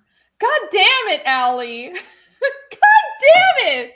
Like I'm the only one who noticed. Shut up. Okay, all right, fair enough. I do these things I don't think about. Clarify. I will be very angry, and I will cause damage to your finances. That is what I mean. The end. Okay, Yeah, moving the fuck on. Renie only comes for damn. No. Wait, I didn't know this is where our relationship has progressed to, but we'll talk more about this offline. me. Okay. Drink some more wine, Renie. I'm just making things worse. Yeah. I feel like I should not drink more wine. I feel like I should stop. Vaughn's like, okay. Meow. Ladies behave. Jeez, you're like 5 years old, Vaughn. He's like, what, 20? He's out here like, ooh. Behave yourselves. Come out of the closet. I'm like Vaughn. 10 years older than you. Holy shit. Tipsy Reni's Western. I've been tipsy for a while. I've been tipsy and coked the fuck out on coffee. So that's a great combination. Am I in trouble? John's saying I'm in trouble. Am I in trouble? Why would you be in trouble? I don't know. John's saying I'm in trouble with you. Am I in trouble? No. No. Why would you? You're never in trouble with me, ALI. You're the best. We haven't been twinsies in a while. Oh, we haven't. We have to. Where are the chokers? Do you even know where yours is? Yeah, I think so. I keep mine in this drawer now so that I can wear it with you, so we can be twinsies. Oh, I do know. No, it's actually hanging on my hair thing. It's either there or in my hair stuff and jewelry drawer. My shit's all over the place because I moved all my furniture around to get renovations done while I was out of town, and it's like I just locked all my shit in like the bedroom, and then I had to rearrange everything, so it's a fucking disaster. Anyways, but yeah, I do know where it is. Next time we'll have matchy twinsies again. Yay! Where's the nipple mountain? What? Oh, the nipple mountain is right here. Boop. Booby! Look, maiden's breast. There's a boob mountain in my world. This is why you should back fiendish. I don't talk about this enough. Look, right there in the southern continent, there's a tit. I should have put that in the northern continent, but I guess mild spoilers, but we do eventually see it. So there you go. You will eventually actually see this in the comments. Somebody asked me on Twitter, like, is this series suitable for kids? It's not. No, it's not. I'm like, that's just okay. I've spoken to you about this, ALI. Like, we're talking about like we're showing some parents like, oh, the comic, and it's like, well, you determine for yourself if this is suitable. I think like teenagers, maybe. It depends on the teenager. Decide. It depends on the teenager, decide. Exactly. But this is in general. This is not for kids. I know, like my art style is anime, and some people are like, "Oh, it cutesy anime shit. That means it's for kids." It's not. There are tits. And it's not like I don't have like berserk level gratuitous nudity and sex, but there is violence and there is some nudity. So like I am not censoring myself to make this PG. Don't give this to children.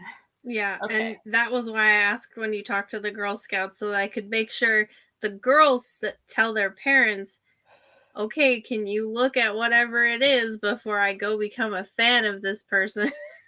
Yes. But they're you for that. They're all your fans now, but in a very appropriate way. Because some of them did ask me, some of the other parents did ask me, like, hey, they're talking about her. Can you send me some of her art? And I went and sent some of the nice stuff. Oh, that's awesome. Yeah, there. I have other PG-13 art. Speaking of that, you can find. Oh yeah. Anyway, so check out the website. There's also a page where you can read shit. So here you go. You can read a free preview of the chapters right here. So, but speaking of other art that is, hold on, checking for boobs, no boobs in the first few. Okay, here you go. I have a website. Look, dun dun dun. You can find some of my other stuff that I've done, including my cursed old Marvel work. But I have some animation work I did on here too. But here's just like a bunch of illustrations. This is like landing page, bunch of covers and shit I did. But almost boobs. Scroll back up. And You've got nice stuff on your Instagram and your DeviantArt too. Yeah. I've read all of your little webcomics on your DeviantArt. They're so cute. Oh, they're so old. But they're so cute. You're just like, I'm into coffee. Woo! It's very zany, like immature college kid. It's wacky humor. even. It was like I was an emo zany teenager when I drew that, but I'm glad you enjoy it. They're so cute, Renie. I'm glad you think so. I don't know if I can click on any of these because there might be boobs, but there you go. You can check out my website. I have other shit. You want to see my old Curse Gwenpool work? Here's my old Gwenpool work. Yay, wow. So long ago, and here's Silk. Okay, anyways, what's important is Fiendish. So let's go back to that. Oh, right, I was going to talk about my store. Yeah, here you go. Boom. Back in Renie's red hair phase. Was it red hair in college? Is that when you were in college? No, actually my college hair was almost exactly like this, but I actually dyed it blonde for a while. But it was either brown or blonde.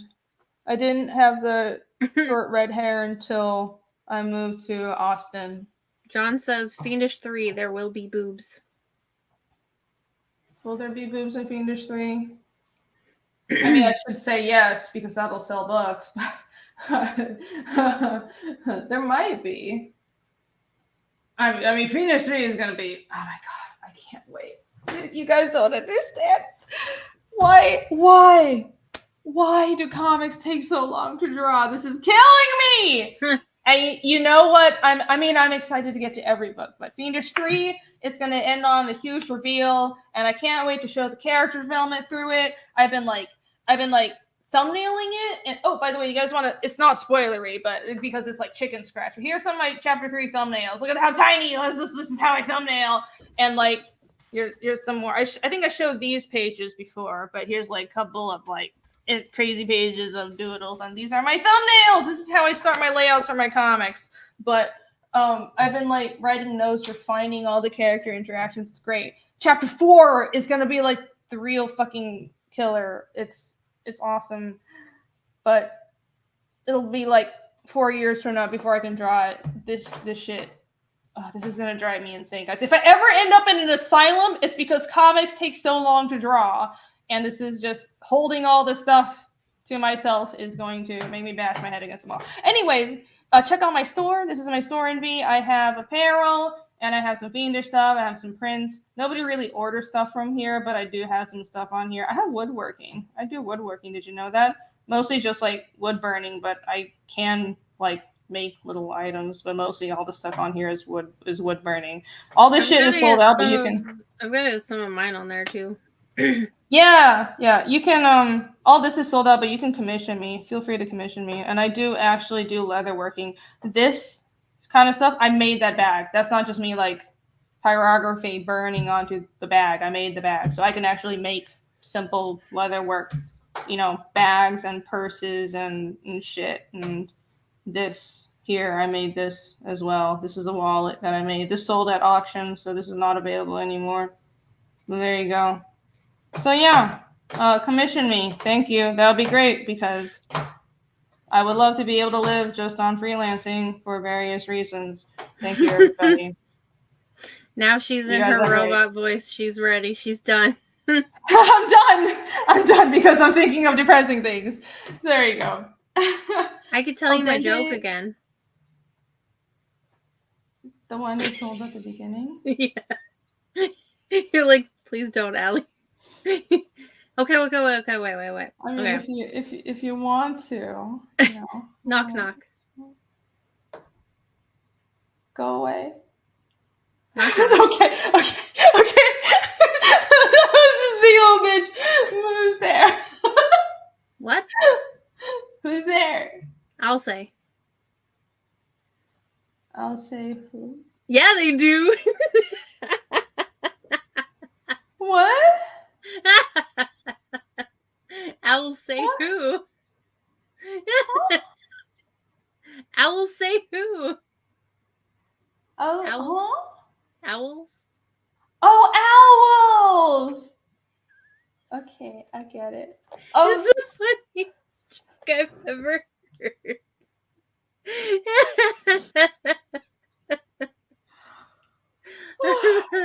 hmm. I think. Thank you, Ali. I appreciate the effort. You're welcome. Anytime. All right. I think I'm sufficiently wine drunk, and Ali is telling more dad jokes. I think this is about time we wrap things up. Good night, everybody. It was a great show. Al dente, I agree with that. I would lovely. I mean, I need to go the fuck to sleep. I would love to get to that point. Yes, if I could just draw at the speed of thought, everything would be so much easier. My God, drawing takes so much time. And also, I don't have a lot of time on my hands because I have other shit to do. And it's really annoying. I don't even get to draw comics full time, by the way. I only do this part time. Fuck my life. Wait, Takame is saying that this is Ali sober. It is, but Renie has actually seen me drunk. Have I? Yeah, in the pool, dweeb. Oh. But you were like, just, but like happier. It was great. Me now, but happier. Yeah.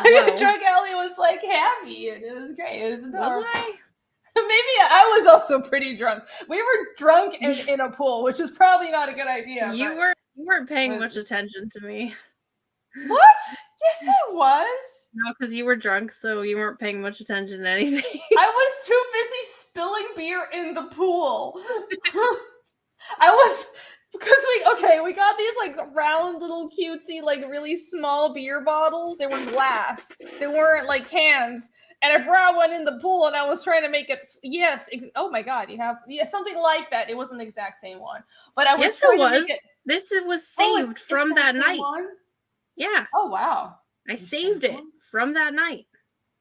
Cool. I can prove that's actually really good beer. Oh my God! You're right. Holy shit! I saved the hookah thing. Because Tampa was that much fun. It was that awesome. It was good clean memories. Fun. It was awesome. Wholesome. Honestly, I had some good fucking conversations with people. It was so invigorating. I absolutely fucking loved it. But yeah, I was drunk in a pool and I was like trying to float some beer bottles and I spilled it in the pool. It was very stupid. You did. Anyways. It was funny. And we watched you do it too. We're like, she's not going to be able to do this. That's not how physics work. And then it was hilarious. It was super retarded. That beer was good though. That was Vaughn's suggestion. So good job, Vaughn. Yeah, it was pretty good. I don't really like beer, but it was pretty good. It's not my favorite, but it was good. It was enough that I drank it. That's right. The Fungineers. We do say so. Mm-hmm. We just have fun. It's great. Yeah. And it was fun.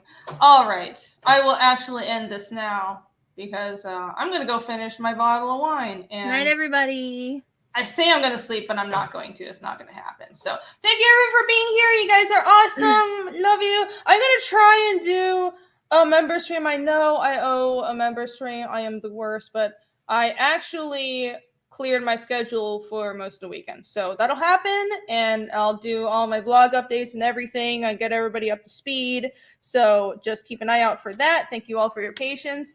And the next Ali and Renie show will be 2 weeks from now. It'll be on Ali's channel on the 17th? November 17th. Is that right? Yes. All right, fantastic. So be there on Ali's channel. See you in 2 weeks. Good night, everybody. Bye-bye. Bye-bye. Bye-bye. Bye-bye. Bye-bye. Bye-bye. Where's my ending? Bye.